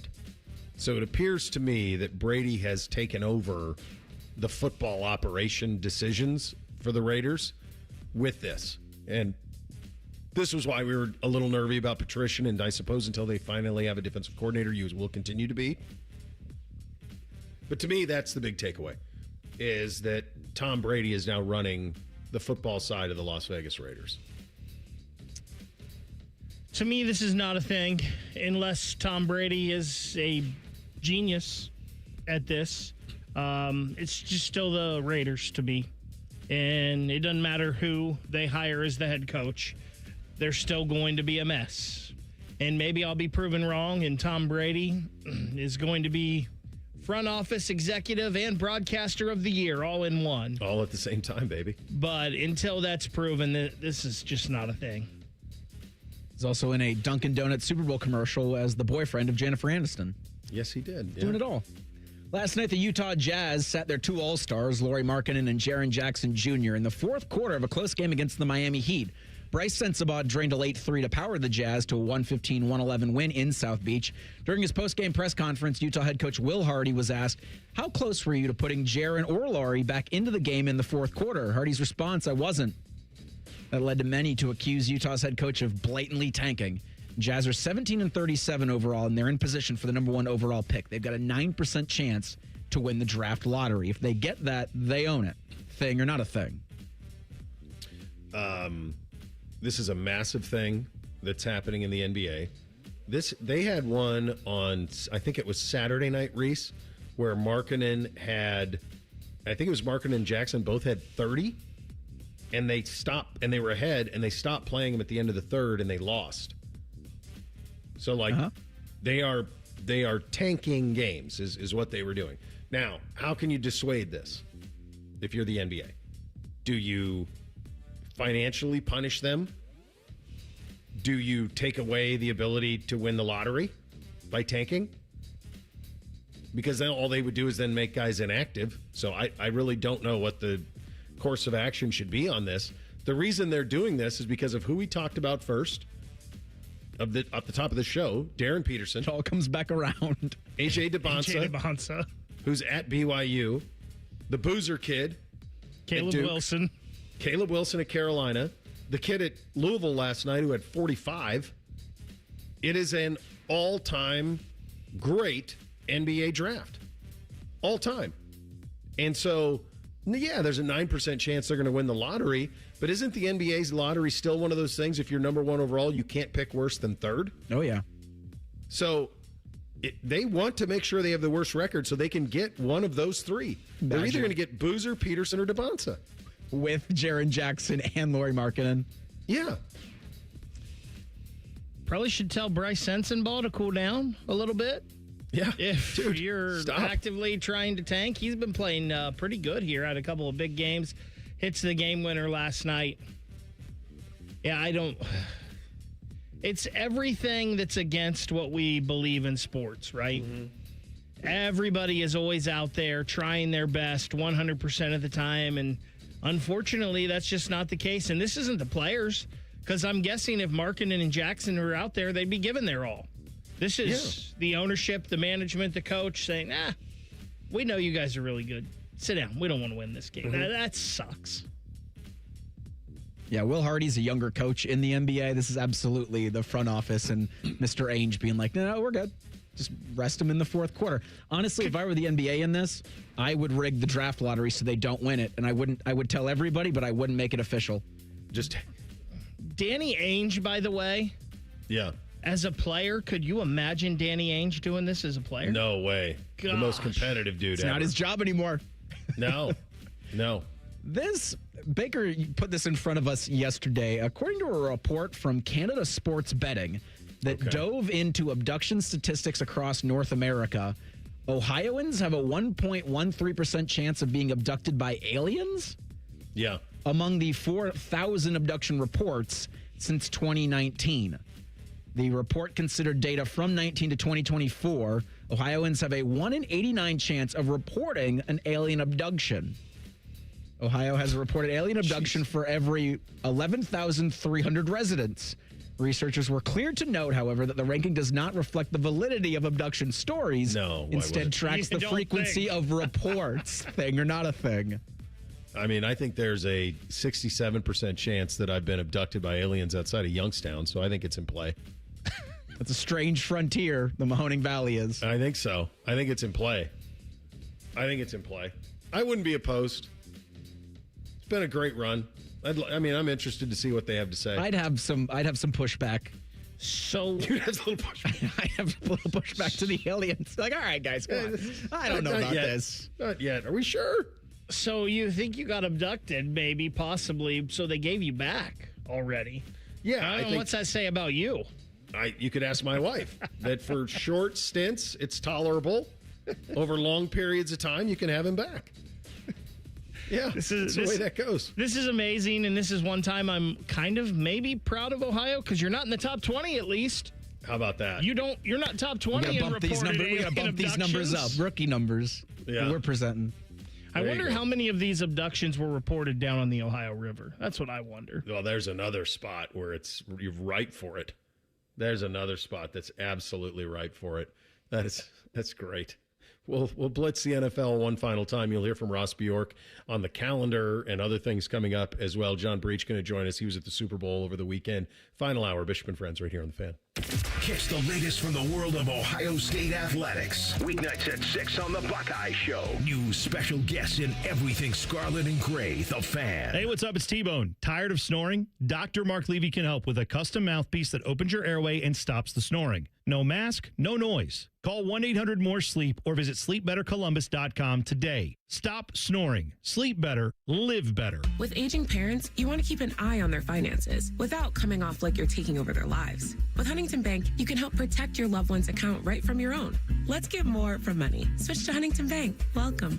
Eligibility requirements apply. Some features may require enrollment. Hey, what's up? It's T-Bone. Your heat seems to be running a lot more than it should. Why? It's because the insulation in your windows has failed. Talk to the pros at Window Nation and get new windows and big savings during Window Nation's Buy 4 Windows, Get 4 free sale. Plus, you could get them with 0 down, 0 monthly payments, and 0 interest for 2 years. Act now and you get an extra 10% off for Valentine's Day. When your window insulation fails, usually due to old or cheap materials, all of your window's energy efficiency disappears. The result, a house that is cold in the winter and hot in the summer. The worst part is they could have failed years ago and you wouldn't even know about it.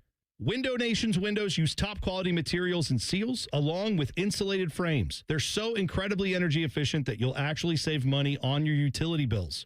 Plus, they're backed with a lifetime warranty, so you won't have to live with broken windows again. Take advantage of Window Nation's Buy 4 Windows, Get 4 free sale and get an extra 10% off for Valentine's Day. Visit windownation.com now for a free consultation. Chronic pain can feel like it's never going to end. But at QC Kinetics here in Columbus, there is a new treatment providing rapid relief. It's called stem wave therapy. It has fundamentally changed the way I look at cases after 30 years in practice. So when we talk about regenerative medicine, we're talking about these types of devices. Dr. Tony DeCesaro, one of the nation's authorities on stem wave therapy. So basically, it's a healing machine. They cause the body to help to heal by increasing blood flow. This is more than treatment, it's hope. So this device being a healing device, when I talk to my patients about it, I tell them it's diagnostic and therapeutic. We're going to find out today if it's right for you. Right now, you can try your first treatment for just $49 and see if StemWave is the right option for you. Only $49, with many patients reporting relief within the next day. It's about giving hope. QC Kinetics. Harness the power of StemWave and get relief now. Call for your consultation here in Columbus. 380-208-4544. 380-208-4544.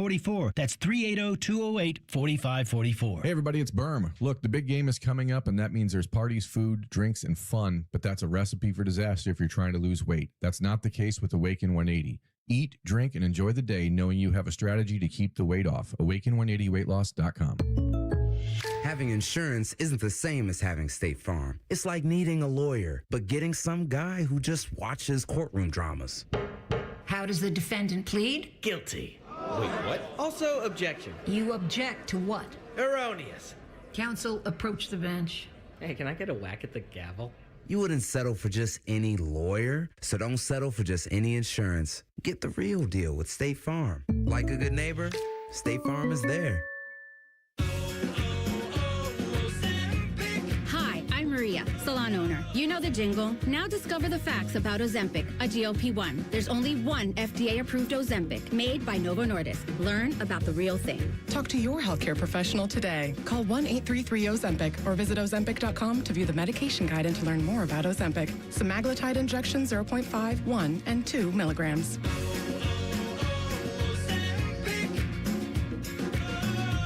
Hey, it's T-Bone again. Listen up. Sleep apnea doesn't have to rule your nights. Dr. Mark Levy's been treating snoring and sleep apnea for over 15 years with proven results. And now he has an office in Marysville. Call 1-800-MORE-SLEEP or go to sleepbettercolumbus.com. Stop snoring, sleep better, live better. Broadcasting live from the McDaniel GM Superstore Studios, driving excellence since 1916. Chevrolet. Together, let's drive. WBNS HD1 Columbus. Good morning. I'm Eric Reeser. It's day 7 of the Winter Olympics in Italy. Norway leads in gold and total medals. 6 gold, 11 overall for the Norwegians. USA and Sweden have 5 total, 2 of them gold. They'll battle today at 12:05 in the mixed curling doubles final. The Americans beat Italy yesterday in the semis. Italy beat England earlier today in the bronze medal match. USA women's hockey's 3-0 in group play. They'll play 2-0 Team Canada this afternoon at 2:10. The Canadians will be without their team captain dealing with a lower body injury. USA men's hockey begins Group C play Thursday at 3:10 against Elvis Merzlikins and Team Latvia. In college hoops, Ohio State looks to rebound from Sunday's loss to Michigan. Buckeyes will host USC tomorrow night at 6:30.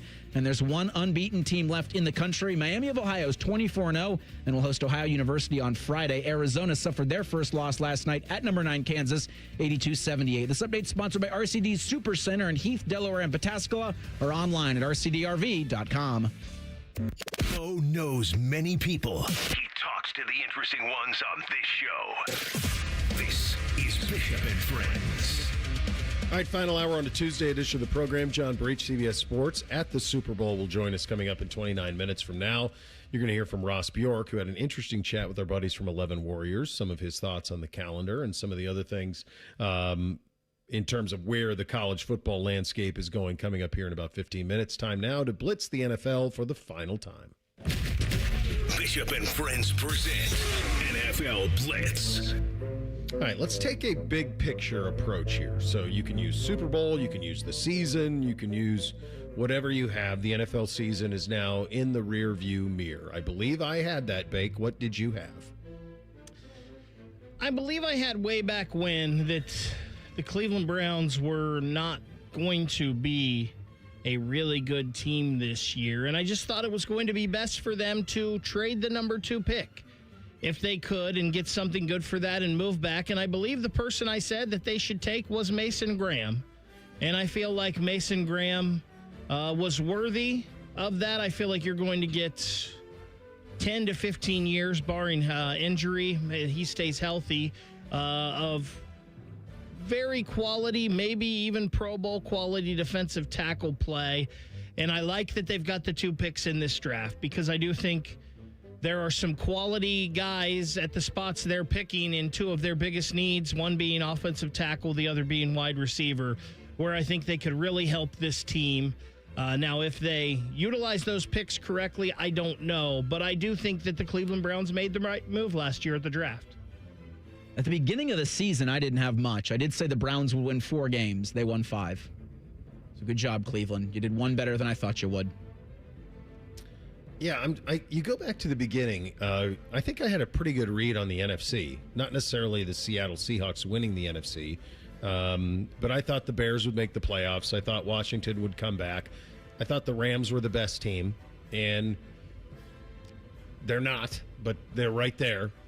So some of those things was very, very dialed into as we get to what I did not have on the other side. A great many things I did not have. What did you not have, Bake? I think the biggest one, and this is probably a lot of us, but I had Kansas City in the Super Bowl. I did not have Kansas City missing the playoffs. And I know you're not going on a limb there, because a lot of people had Kansas City in the playoffs and going far in the playoffs, but I just did not see that happening to them this year. I didn't have the Bengals could miss the postseason and retain Zach Taylor. Not only did they retain Zach Taylor, but he was the lone man standing once all the games were done outside of the Super Bowl. Like, he stayed. Everybody else dismissed, or everybody else in the AFC North changed a coach. Yeah. Wild. Still a wild thing. I wonder what I know what Bengal fan thinks of that, but like in the building. Like, where's Burrow's head with that, right? You'd think he'd have had to have some sort of input, or he has to be something. Okay. I don't know. Yeah, I would think. I did not have the end of the superpower quarterback era. This is the number one takeaway of this season for me. That a Super Bowl was contested, and Joe Burrow didn't quarterback in it, and Patrick Mahomes didn't quarterback in it, and Josh Allen did not quarterback in it, and Lamar Jackson did not quarterback in it. And if you think about the themes of this season back in July, and I remember saying this vividly, I cannot imagine the pressure in Buffalo and Baltimore to finally win the AFC. And now both have new coaches, and now new eras for both. That window of quarterback AFC superheroes, that window is now closed. And not to say those guys can't win again. They can. I mean, Allen and Jackson have never even been there. But it'll look different. And it'll be in a different incarnation of them than I think most of us would have thought. If you would have said to anybody 5 years ago, John Harbaugh and Lamar Jackson won't get to a Super Bowl, and Josh Allen and Sean McDermott won't get to a Super Bowl, you would have said nuts. No chance those guys don't get there. Neither one did. It's over. It's finite. Player who impressed, Bake? To me, it's Caleb Williams. And the reason I say that, there's still a lot of warts in Caleb Williams' game and a lot of things he needs to improve. But I think he proved this year that he is an elite-level playmaker. And when things break down, he's right up there with Mahomes and Lamar and Josh Allen as being able to turn a busted play into a big play for his team. And I wasn't sure if he was the future of the Chicago Bears, but I do believe he is now. Yeah, I think so. That's fair. I'm impressed that somebody could go 128 and 128, a dead even 500, picking games against the spread. But I did that. I'm not necessarily incredible. I'm not necessarily saying I'm impressed. I'm impressive because I'm an idiot, but that is an impressive statistic. And Sam Darnold's the player for me because last season it was, all right, yeah, go throw 4,000 yards again. Okay. Yeah. He did. Do without Justin Jefferson. Okay. He did. Won Super Bowl. Reese, what's impressive is the hole you dug and the comeback you had to battled. get to 500. That's Kid what's battled. I didn't impressive. quit. No load management except for week 17. He stayed in the fight. Yeah. I wonder what the odds were of you going exactly 128 and 128. Picking every NFL game against the number. I'm guessing not as good as being abducted by an alien in Ohio. Probably better odds to be abducted. Yeah. Yeah. I think it's probably Darnold for me, too, because when he left Minnesota, it's a 3-year, $100 million deal. And a lot of people probably scoffed at it and said, well, he won't do it. It was all Justin Jefferson. Well, he did it. And he was not great in the Super Bowl, but he didn't need to be. He was great in the NFC Championship game. Great. And he needed to be. He went toe-to-toe with the MVP, and he went even Steven with Stafford playing perfect. And without that, they don't win. They needed him to be perfect in that game, and he was. And now he's a Super Bowl champion, and he's lost 6 games in 2 years. It's a remarkable turnaround. Player who disappointed. Vic? To me, it's Justin Fields, and maybe it's not fair to judge him on the New York Jets because there's just so much dysfunction in the New York Jets, and they're just such a bad organization. But this is 2 years in a row now that Justin Fields has had the chance to grab hold of a starting spot outside of Chicago, where there was a lot of dysfunction, but they seem to be all right now. And they're just... You thought at least, especially with Garrett Wilson, somebody he was familiar with, there would be some flashes, and there just really weren't. And so much so that they benched him down the stretch for Tyrod Taylor and then Brady Cook, who I thought was intriguing out of Missouri, but shouldn't be Justin Fields. No, 2 years, $40 million for Justin, so at least he's getting compensated. But probably one of those, it's going to take a lot for him to dig out of it. You know, the damage that's been done. Some of it's on, of his own doing, certainly. For me, it was a disappointing season for Josh Allen and the Bills. You don't have Lamar, you don't have Mahomes in the postseason, right? Go at least make the Super Bowl. And they barely got out of the wild card round. Yeah. I'm going to go Burrow here. Not his fault. But if you go back a couple of years ago where he said, we want them all to stay. And you can have a lot of faults with their drafting and their development and all of it, and we've talked about it ad nauseum. But they did sign them all.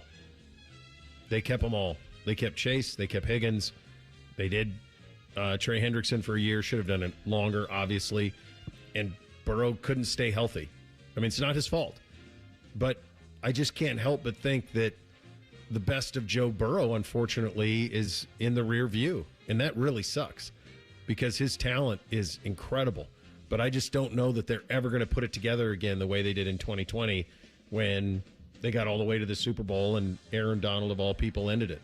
But it's just really disappointing that now he's into this part of his career. They won't have Hendrickson back. They got to remake the roster. They're going to be fun as long as he's healthy, but I don't know if they're going to be a serious franchise for the rest of his career. Bud Kilmer, honorary coach of the year, Bake.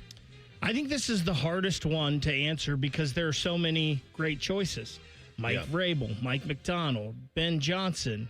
But for me, Duval. Yeah. They went 4-13 last year. Yeah. They were 13-4 this year.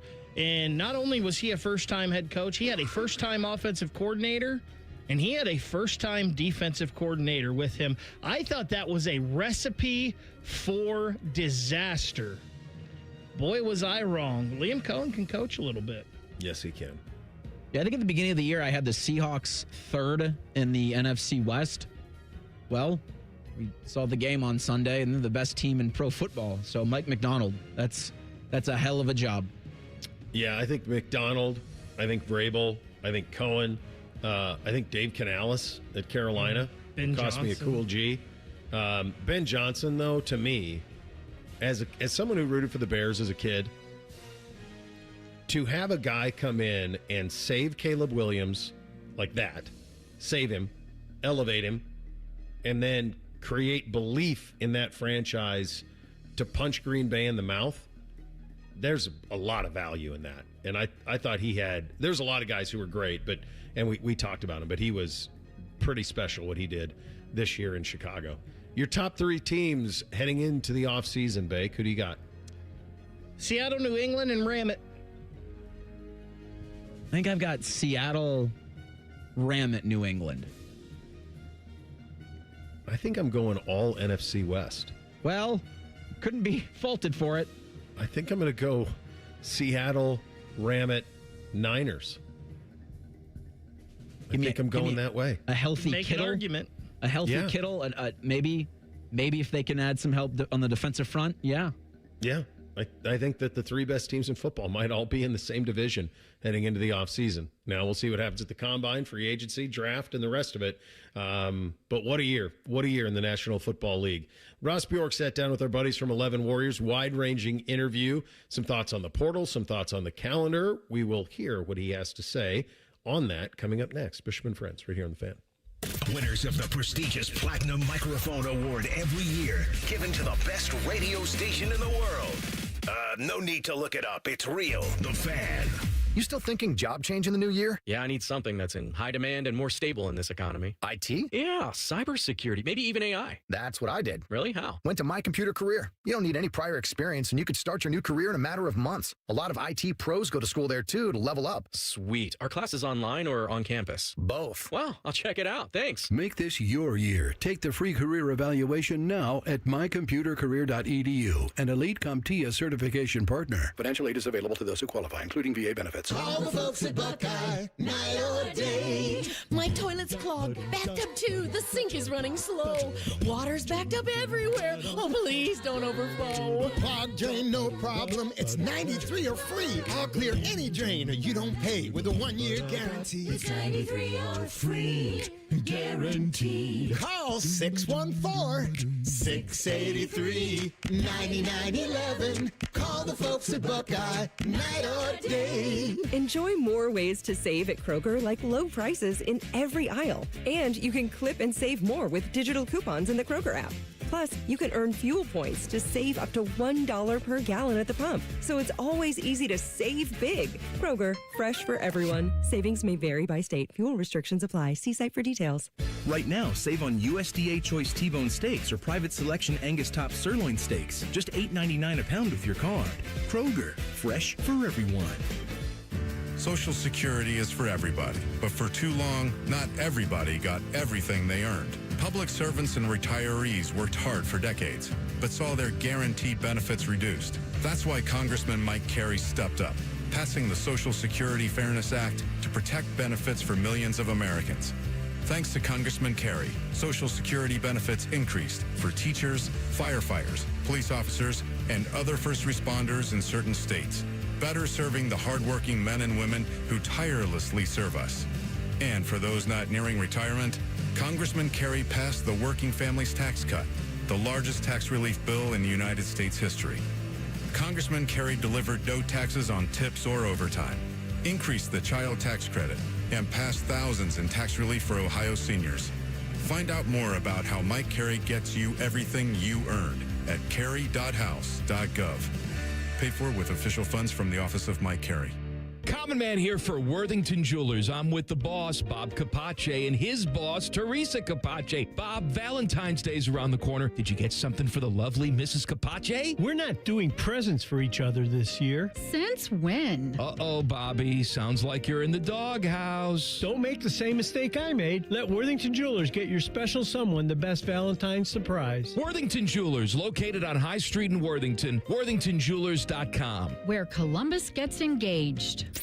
In the old days when people lived to be 40, you only had one option for listening to your favorite show. But now, ooh, baby, radio, podcast, the Fan app, and YouTube, just to name a few, live or on demand. You have no excuses. The Fan.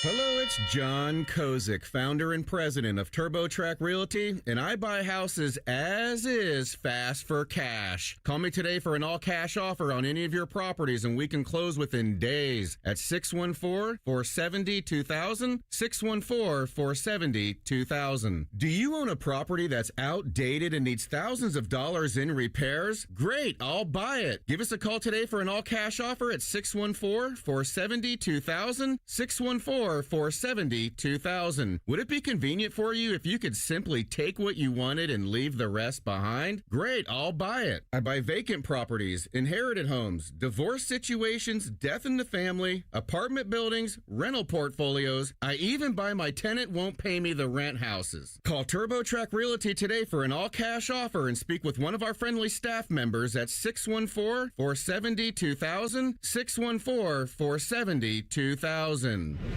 Fan weather. From the Logan AC and Heat Services Weather Center. Increasing clouds today with stray showers possible. Otherwise, it's going to be warm with highs soaring into the mid to upper 40s. For tonight, mostly cloudy with lows down into the 20s. And then for Wednesday, expect mostly cloudy skies with daytime highs in the mid 30s. For The Fan, I'm meteorologist Meredith Garfalo with the 10 Weather Impact Forecast. Matty Ice has a large tattoo on his calf of LeBron eating a lion. I have nothing else to say. Rockman and Ice. Weekdays from noon to 3. The Fan. Pull up a stool and ask the bartender for something neat, because Uncle Bo is on the radio.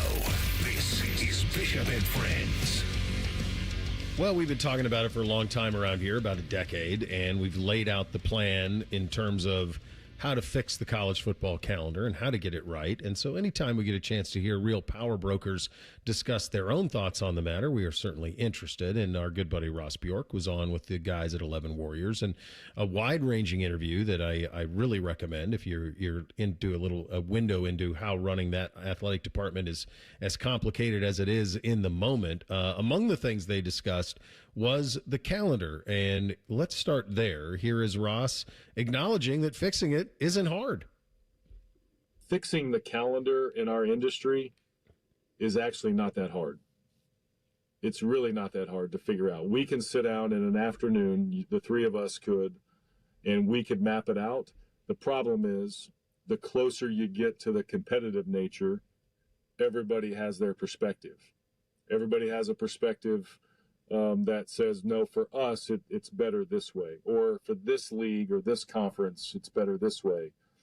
I get that the coaches want to have their roster set as early as possible in January, so then you can have spring practice. Well, let's get rid of spring practice the way it is now. Let's have some summer access, some summer OTAs, whatever you want to call it, that would alleviate some of that pressure. So to me, we could fix this easy, but we get territorial, we get competitive, and then that complicates things. So to me, we should just separate roster building from playing. And if we use that as the fundamental basis, I think we could come up with a way better method to figure this out than what we do now. The pushback I would have on that is at some point there has to be adults in the room who say, yeah, but what's better for the collective? So the big pushback that he used there was the coaches wanting roster set in January. And I think this next one on the pushback, this is the follow-up to that, right, where the coaches – let's go ahead and play that one.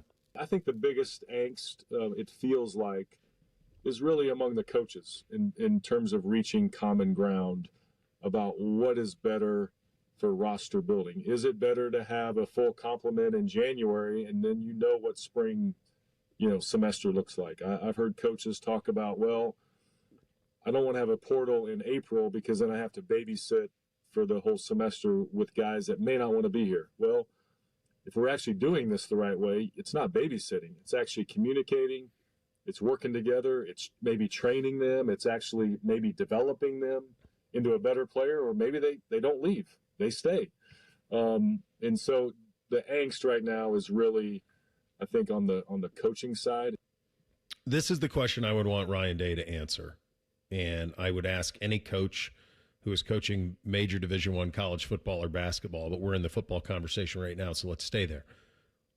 If I were to tell you that you can't have players on campus in January, but nobody can have players on campus in January, would you take that payoff?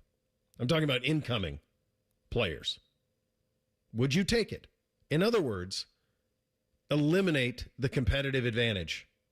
Eliminate it. Get rid of it. Why would any coach want to try to scramble a roster in January if nobody had that advantage? The reason you want it now is because it's an advantage for you. You get them to enroll early. You get them. You believe in your staff. You believe in your strength. You believe in all of it. Get them here. Get weight on them. Let's go. Let's get an impact from them right away. I get it. But if nobody had that advantage, then there isn't one. Right? Then you're all in the same boat. The kids can go to their senior proms, hold off on all of it. What Bjork just laid out there is very similar to what we've laid out many, many times. And every time we lay it out, that's the only concession I say a coach is going to have to make. I'm going to make your life better. You're not going to have to recruit in December. You're not going to have to transfer portal while you're trying to win a national championship. The only thing I need from you is your roster will not be set until at the end of the spring semester. That's it. But guess what? Nobody's will. You're all in it together. You're all in it together. Who's not signing up for that? That's the thing I don't understand. I also don't think you have to explain anything to them, right? You just make the rules and they follow them. We have rules here at work. Not many, but we have rules here at work we have to follow. Every job has rules you have to follow. You put the rules in place, they follow them. Mm-hmm. Well, if they break them, what happens? Well, that's where you need that what's best for the collective. Right. If you've got a desperate enough coach who is looking at his seat as scalding hot and sees a loophole to take advantage of a rule or to take advantage of the lack of enforcement for a rule, that coach is going to take that and extrapolate that to 16 teams. And you've got the Southeastern Conference. Yeah. This is... Ross's phrasing is what's been the toughest thing for me in this, because he says it's not hard. No, it's very hard. Mm-hmm. Fixing this calendar is very hard. The solutions sound easy, but getting everybody to row in the same direction is the hardest thing about this. And it's why it's been stuck in a pattern of someone needs to do something about this for years now. And will continue in that pattern until you get people in rowing in the same direction with it, with the understanding that if we do it, what's best for the collective, everybody benefits. But you're never going to have that, at least not right now. No, we're a long ways from that. And he actually alludes to that. They ask him about how many people are trying to lead, because what you just described, Reese, that's just leadership, right? Who can lead? Who are the leaders? And then are people willing to follow? But as Ross illustrates here, there are too many people trying to govern. We're in this governance conundrum right now, right? We have the NCAA, and there's still structure that lives with the NCAA, right? Academic eligibility, recruiting rules, the overall calendar, which is what we're talking about. Playing rules are still housed by the NCAA. They govern all postseason except college football, but yet they're still governing college football when it comes to the logistics of it. You have the College Sports Commission as a governing body, sort of overseeing the house case settlement. And then you have conferences that are more involved and more authoritative, if you will, in a lot of this legislation. So we have all these sort of trifectas of governance right now. When you hear him start talking like that, it's very easy to just order a drink and almost like throw your hands up and just be like, oh, fine. Nothing's going to get done. It's hard for me, guys, when I hear, and I know he's doing his best, and I'm sure, despite my criticisms, Petitti's doing his best to satisfy his constituency. Sankey's doing his best. It's hard for me to see a scenario where you're going to get any solution here anytime soon. Well, you said it right there, where everybody's serving different masters. Mm-hmm. Petitti's not serving the same masters that Ryan Day is, that Ross Bjork is. No. Like, these aren't, the NCAA is not serving the same, isn't serving the same group that the College Sports Commission's serving. Like, these are all trying to do different things, right? That's why Petitti's using completely different verbiage when he talks about what we're actually doing on Saturdays. Like, the idea behind all of this is to be competitive and to play games, but they're not even calling them games anymore. And so it's like, how can you think they're going to be aligned on anything when they're not even aligned on what to call the damn stuff? They're games, they're football games, they're basketball games, but it's content, and it's the other phrase that's I'm blanking. Well, they're TV shows. Right. Yeah, it's just content and inventory. Inventory. Thank you. Yeah. If you're not even on the same page there, how can I expect you to be on the same page with anything? And then the insistence of some of the biggest names in the sport, some of the biggest talkers, the Nick Sabans of the world, going, well, this needs to change. We need the government. I can't take you seriously, guy. No, that ain't it. That's not it. You're right. There's no solution there. And all the while, Ross Bjork is trying to govern football, which we talk mostly about, then basketball, but then he's got all these other ones. And he's trying to put it all under one giant umbrella, and these things have very little in common, Bake. He mentions that in one of, I don't know if we have it in any of the cuts, but he does mention in one of his answers talking about Ohio State and trying to have 35 sports and be competitive in all of them. You can't. You just can't. And so I understand like how you guys ever, whatever subject you struggled in school and you're sitting there, for me it was math. And I'd be in the middle of something and I'm like, all right, I'm going to get it. I'm going to lock this in. I'm going to get it this time. I'm going to figure this out. I'm going to get it done. And so you do the work and you get into it. And then all of a sudden you realize I'm not good at this. I don't know my way out of it. And you kind of just throw up your hands and go, well, I guess I'm not going to be an engineer. And I think that's kind of like where a lot of these guys are. They get into the muck on it. Like if you listen to this, and I recommend you do, 11 Warriors has it up. It's a long interview. The guys did a great job. You listen to it and you listen to what he actually says. By the end of it, what you're saying is like, okay, well, let's just have another football season. Let's just one foot in front of the other. You know, I mean, that's kind of the approach you can't help but take because it all seems so hopeless in terms of real meaningful change. Because where do you begin? And that's kind of where they all are. They've all thrown their hands up, and they don't even know where to begin with any of it. John Breech going to put the season in perspective. He was at Super Bowl 60. He joins us in 2 minutes. Bishop and Friends right here on The Fan. I love Right Pack Credit Union because they're solution driven. I feel valued as a member. They're focused on the latest technology and the personal connections. Experience benefits that go beyond banking with Right Pack Credit Union. Just ask our actual members. I definitely recommend Right Pack to all my family and friends as a credit union of choice. Visit one of our Columbus area Right Pack Credit Union member centers near you. based on individual members' experiences. Results may vary. Working your way through that home projects list, more flushes, more showers, more fiddling with the thermostat. Trust the pros at the Waterworks for all your plumbing, drain, heating, and cooling needs. Call the Waterworks, trusted and certified plumbing, drain, heating, and cooling experts. At Synergenics and Low T Center, you can still book a free testosterone test and pick up discounted peptides and GLP-1s while you are there. They also work with most insurance plans. Go to lowtcenter.com or synergenics.com and book your free T-test today. We're hiring at Don's Garage Doors. No experience? No problem. We provide full training, a brand new van, top-of-the-line tools, a gas card, and steady jobs with weekly pay. This isn't just a job. It's a career with real growth, great pay, and job security. Our team members go from training to 6 figures, and we're ready to help you do the same. Don't wait. Apply now at donsgaragedoors.com. Say goodbye to car care headaches with Carvenience from Hinderer Motor Company.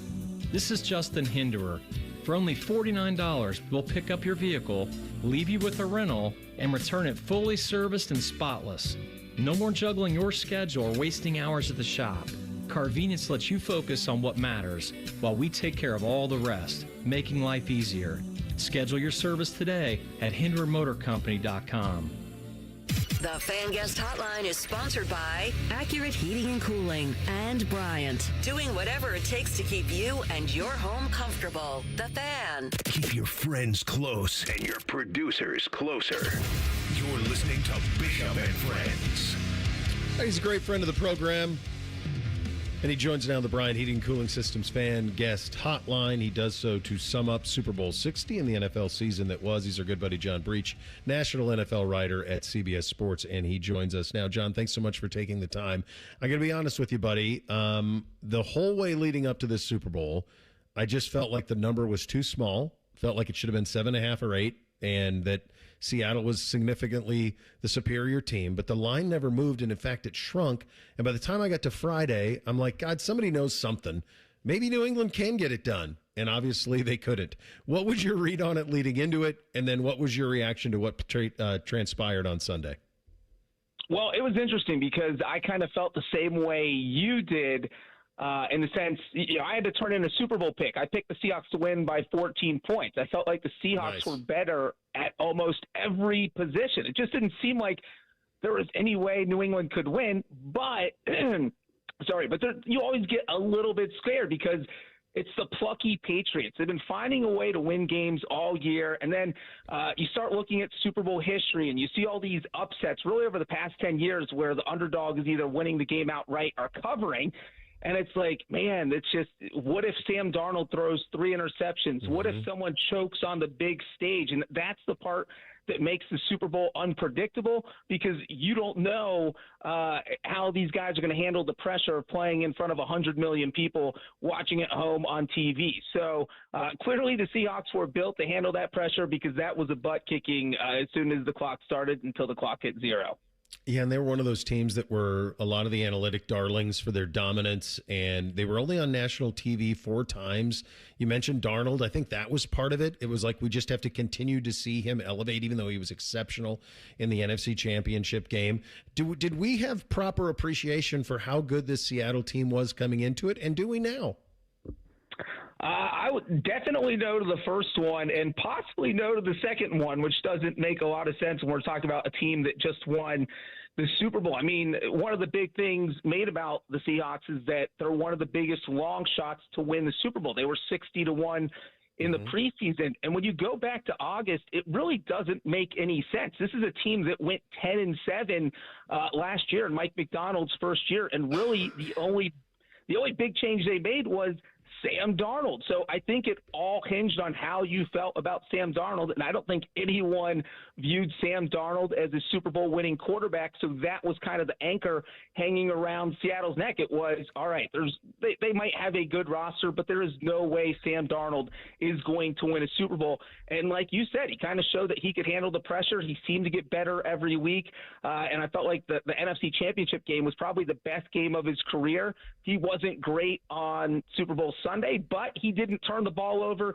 didn't make any big mistakes, and that defense is so good. That's all they needed from him in that game. John, I was just thinking of and you can correct me if you disagree with any of these, but I was thinking 5 attributes that I would say are accurate about Seattle. Elite defense, elite special teams, plus offensive line, plus quarterback play, and 1 elite playmaker. Is there a recipe there for other teams to follow, especially after we've spent the better part of the last 20 years trying to get Brady, Manning, and Mahomes and that level of quarterback? Is there a different recipe here? Yeah, I'm glad you brought that up because I do think there could be this new way to build teams. For so long, it's been we've got to get one of these franchise quarterbacks that's going to cost us $55 million per year, and that is your only path to winning a Super Bowl. And what we see is just kind of these shifts in how NFL teams think. The NFL is very finesse now, mostly offense. And so if you have a defense that can come in and kind of punch you in the mouth, that can work now. You build your team differently. That's why we had 2 defensive coaches in the Super Bowl for the first time in 9 years. It's showing that those guys can have success. And if you play great defense and you have great special teams, now you can maybe win a Super Bowl with one of these $35 million a year quarterbacks that just doesn't make mistakes. It puts guys like Baker Mayfield in the conversation if you put the right team around him. Obviously, Sam Darnold. Look at Denver with Bo Nix. I don't think anyone would say Bo Nix is a top 5 quarterback, but they've got the defense, they've got the special teams. And so, yeah, I think this is a new recipe for team building. It will be interesting to see if other teams embrace this, because this is easier to replicate than going out and find a franchise quarterback, because there's only so many of those hanging around. I couldn't agree with you more, and I think it's going to be an exciting offseason because I think a lot of people could see this and go, hey, how far are we from that? And the other part of this, and I'm curious where you sit with this, if I would have told you in July when you and I talked before camp started, no Mahomes, no Allen, no Jackson, no Burrow, none of them even in the Super Bowl, that McDermott would be gone in Buffalo and Harbaugh would be gone in Baltimore, and who knows what's going to happen in Cincinnati, but that Mahomes also would have his first real catastrophic injury. Kind of a changing the guard happened at the superpower quarterback in the AFC, did it not? Yeah, I mean, first I would have asked you, did the NFL go out of business? Because everything you just described doesn't seem possible to all happen in one season. And I think that will be the interesting thing to look for in 2026. Was this year an anomaly, or is this the future of the NFL? Because I don't think there's any guarantee the Chiefs are going to be good. You have Mahomes coming off the ACL tear. The AFC West is loaded. The Broncos and Chargers are both going to be good, so that's going to be a competitive division. Obviously, the Ravens just blew everything up. They have a new head coach. Lamar Jackson's going to have to learn a new offense for the first time in several years. So we don't know how he's going to look in year one.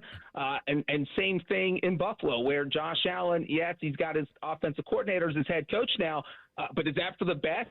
You're making change without making change because you're promoting a guy. So it's going to be interesting. And obviously the Bengals have to figure out how to fix their defense. Otherwise, it doesn't matter how well Joe Burrow plays. So all those question marks that were there this season are still going to be there going into next season. So I think if you're any team in the AFC, even the Raiders, you have to be thinking, man, maybe we can be this year's Patriots or this year's Seahawks. Why can't we get to the Super Bowl? Yeah. It's open all of a sudden. There's hope. There's a roadmap here. You spent the week in in San Francisco for the Super Bowl. In terms of the business of the league, when all of the league is in a place like that, and it'll be in Indianapolis in 2 weeks, what are some of the big picture things that are kind of boilerplate issues for the league heading into this offseason? I do think we'll see them talk about, obviously the onside kick is a big one. I don't think they're happy with that just because the recovery rate is so low, and I think they'll try and fix. But there's only so many things you can do because you can't do the surprise onside kick. And I know there's every offseason there's chatter about the 4th and 15 play, and it'll be interesting to see if that gains any traction. But I do think we'll hear more at the Combine because that is where everyone shows up. At the Super Bowl, you have 2 teams playing. There are obviously a lot of NFL officials there, but there aren't a lot of team representatives. Where the Combine, you have all 32 teams there, and that is really where kind of the off-season gossip starts. So the Combine's really the place where we'll start to see everything that's kind of gaining traction for what may or may not happen at that owners meeting in late March.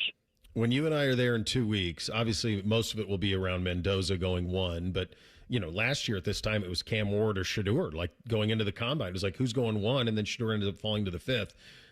In terms of that position, you think about Kyler, Tua, Malik Willis.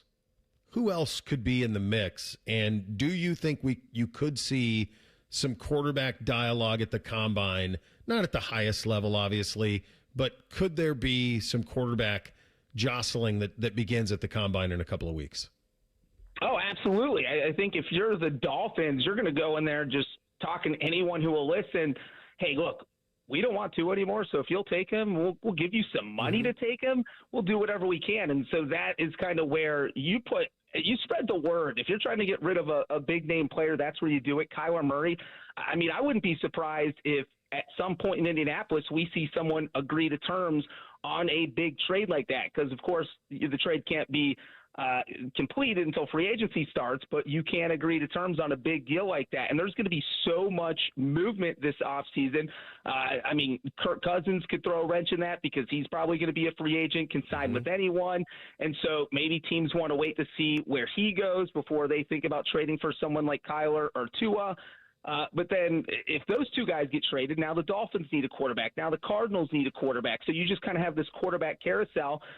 Is Cleveland going to stick with Shedeur Sanders? We don't know how Todd Monken feels about him, but it sounds like he's probably going to make that an open job heading into training camp. The Jets, they're going to need a quarterback. So there are a lot of teams. That Daniel Jones with the Achilles injury, the Colts don't know if he's ready in week 1. Are they going to let Anthony Richardson start? So there's just so many QB questions that it's really unbelievable that we probably have a quarter of the league who doesn't know who their starting quarterback is going to be in week 1. For content guys like us, there's just nothing better. It just keeps going, doesn't it, buddy? I mean, they're just on to the next. Nonstop. That's why NFL stays in business. It's so popular. Yeah, we keep the lights on pretty well. Look, I hopefully get to catch up with you over in Indy, buddy. Thank you for your time today and all season long. Always enjoy the conversation. Yep, thanks for having me, Bill.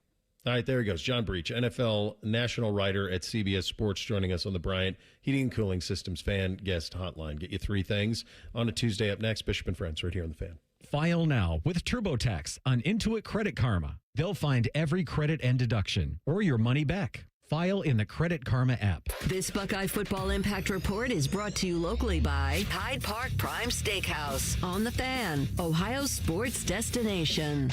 Ohio State football Impact Report. After being named a Heisman finalist in his first season as a starter, quarterback Julian Sand returns to lead the offense in 2026. But with Lincoln Keenholz transferring to Louisville, head coach Ryan Day said Tavian St. Clair will need to step up behind Sand in his second year. We've seen the talent. We know that he can throw it. He's big and strong and all those things. This offseason will be critical for him as well. He did a great job this season of really, going down to the scout team, competing, going against, one of the best defense in the country every day in practice. So all that stuff, really is going to add up to having a big spring in preseason for him. The Buckeyes also added UCLA and Maryland transfer Justin Martin to the quarterback room. He's an interesting guy. He's a good athlete. We need to have depth in that room, and he understands the position, but at the same time, he's not going to take a backseat to anybody. So excited to see what he looks like in the spring. This report brought to you by Safe Light Auto Glass. This is Tyler Danberg on the Ohio State Sports Network from Learfield. Hi, this is Paul Keels. This Buckeye season, don't let a broken windshield ruin your game plan. Safelite Auto Glass makes it easy to get your windshield fixed with their mobile glass shops all over Central Ohio. They can come to you anywhere, giving Buckeye fans more time for game time. OH? Man, I love that. Schedule at SafeLight.com. Safelite Auto Glass is a proud sponsor of Ohio State Athletics. SafeLight Repair, SafeLight Replace. Buckeye fans, choose chill. Coors Light is cold lagered, cold filtered, and cold packaged for a smoother finish. It's got that crisp, refreshing taste that makes those moments when you choose to rise above the noise and choose chill even better. Coors Light is a proud sponsor of Ohio State Athletics, so crack one open and take a sip. Coors Light, choose chill. Celebrate responsibly. 2025 Coors Brewing Company, Golden, Colorado, beer. For over 37 years, Buckeye Nation has known Hyde Park Prime Steakhouse for serving the best steaks in the city. Our thick-cut, aged steaks are a staple in Columbus, with 3 locations in Upper Arlington, Dublin, and downtown. And just like the Buckeyes, we strive for excellence and an experience like no other. Hyde Park is proud to introduce the newly added wine room at our downtown Columbus location, where a new elegance in dining surrounds you, creating the ideal setting for any occasion or the perfect night out. Hyde Park is a proud sponsor of Ohio State Athletics. Go Bucks! Around here, it's all-wheel drive all year round, and Toyota has more all-wheel drive choices than anyone. Now through March 2nd, get 4.99 APR financing on a new 26 Corolla or Corolla Hybrid, excludes GR and Corolla Cross, or lease a new gas-powered Corolla LE for $199 a month for 39 months with $36.99 due at signing, with approved credit through TFS. Tax, title, and license extra. Call 1-888-36-TOYOTA for details, or go to toyota.com. Toyota, let's go places. Hey everybody, it's Berm. Look, the big game is coming up, and that means there's parties, food, drinks, and fun, but that's a recipe for disaster if you're trying to lose weight. That's not the case with Awaken 180. Eat, drink, and enjoy the day knowing you have a strategy to keep the weight off. Awaken180weightloss.com. Get Eco. Hey Aaron, it's Sump Pump Month. There's a Sump Pump Month? Well, it's more of a season than a month, but I am still hoping the name will catch on. Get Eco. But this time of year, when the snow starts to melt and the rain starts to fall, everyone worries about water in their basement. And whether their sump pump will pump their sump. Get Eco. That's why we have the $89 sump pump inspection, Jerry. We check your pump, your battery backup, and all the downspout drains to make sure everything is running clear. If your sump pump has you stumped, don't be a schlump. Get Eco's $89 sump pump inspection. Get Eco. Can you even say schlump on the radio? Okay, how about this? You won't be grumpy if your sump pump is pumpy. Did you say pumpy? Sump pump poetry isn't easy, Aaron. Get Eco. Eco plumbers, electricians, and sump pump technicians. GetEco.com. My house has a new glow. I love my windows. Universal Windows Direct. Right now, buy 2 windows and get 2 free and 0% financing for 36 months, plus $500 off your project. Restrictions apply. Call 614-502-5220. Like me, you'll be saying, I love my windows. I love my windows. They've got that brand new home effect. Universal Windows Direct. Hey, it's Bo Bishop here. Valentine's Day is about getting it right. When it comes to jewelry, you don't guess, you go to Diamond Seller. Nearly 80 years of trusted experts, luxury collections, and no pressure. Guy to guy, they make it easy. This Valentine's Day, shop Diamond Seller, Sawmill Road, Easton, or diamondseller.com. Bishop and Friends is sponsored by Diamond Seller, your true jeweler for almost 80 years. The Fan, Ohio's sports destination. Sports conversation that's worthy of a toast, or at least a stiff drink. You're listening to Bishop and Friends. All right, Reese, what in the poll today? Daily Fan Poll asks, now with football season over, which sport will you be paying the most attention to over the next few months? Your options, basketball, NBA or college basketball, hockey, Major League Baseball, or other. 38% say hockey will be the sport you pay the most attention to over the next couple of months. 29% say basketball, NBA, or college basketball, or both. 17% say Major League Baseball, and 14% say other. The Olympics, F1, PGA. You've got 2 weeks of the Olympics. So far, like, other than things that I have a rooting interest in, I've been finding myself watching more college basketball. Other than the rooting interest, Blue Jackets, Buckeyes, those things. So I'm curious, when does Olympic hockey on the men's side start? I believe that's Thursday afternoon. Yeah, Okay. Team USA's got Latvia. What time is that by chance? Is that a 3 o'clock puck drop? For that game, at I want to least. say the 3 o'clock hour. Yep. Okay, so that is going to be, I think, when it really ratchets up, because there's an opportunity here from a bandwagon perspective for people to jump on a hockey bandwagon like they haven't in a long time, because you're going to have that happening. And then in addition to that, your team is the hottest team in the NHL. Now, we don't see them for 3 weeks, but those two things could put the Blue Jackets as the number one thing by the time we get to the end of February. College basketball is not going anywhere because it's that good this year. It's been on a heater. It's amazing. Like, every night there is something, and it's a ton of talent. It's an all-time freshman class. The these super teams that have come together through portal. It's really high quality. It reminds me of 15, 20 years ago, quite honestly. So it's very, very good. This is fun. It's a good time. Just have to expand our horizons a little bit. Go ahead, Nick. I will say on the college basketball front, I am so pumped for this Miami-Ohio game on Friday night. I know, me too. I've never, ever once have I been like, I got to check out a Miami Well, maybe Wally Zerbiak, I guess, back in the day. Yeah. There was a little hype with Miami, and I know OU's had a couple of runs, but never have I been like, man, Friday night, I got to get ready for this one. A little Maction. And it's in Oxford, right? Yep. And then the season finale is in Athens. In Athens. Yeah. That might be a trip to the Convocation Center. Yeah, that might be that's a fun one, man. And then, by the way, this is a 2-bid year for the MAC. Well, If Miami doesn't win it, this should be a 2-bid league. It should be a 2-bid league, no matter what happens here down the last couple of weeks. Time for 3 things on a Tuesday. 1, 2, 1, 2, 3 things. Sponsored by Newman Roofing. For all your roofing, gutter, or siding needs, call Newman Roofing today at 614-NEW-ROOF or visit online at newmanroofing.com. Thanks to Jeff for sharing this with me. Seattle's defense since week 13 allowed 8 points per game, average, since week 13. The Los Angeles Rams played them twice. The Los Angeles Rams scored 68 points in those 2 games. They averaged 34 in those 2 games. Both were losses. They are the only team in that stretch to score more than 17 against Seattle. You want to do the what might have been? It's probably as big a what might have been for the Rams as there is in the NFL recently. I mean, that NFC Championship, that was it. That winner gets it. Because even if Denver is able to put up a fight, even if Denver has Bo Nix, that game against the Patriots, they've got to run up against one of those 2 teams in Los Angeles and Seattle. And I don't know.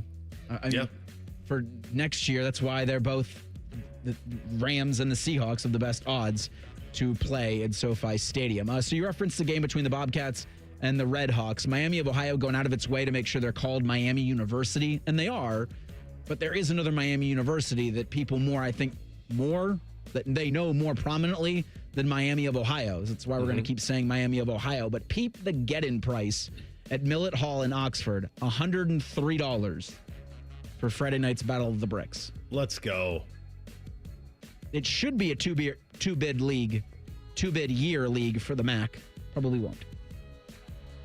Reese, isn't the University of Miami? They are. They are, but people call them Miami.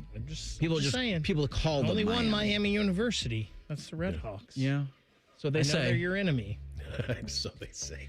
Hey, speaking of enemies, Bo, pitchers and catchers reported today. Oh, God. Really? Pitchers and catchers are working out the next couple of days. Full team workouts begin the 14th. Football's over. Baseball's here, Bo. It's right around the corner.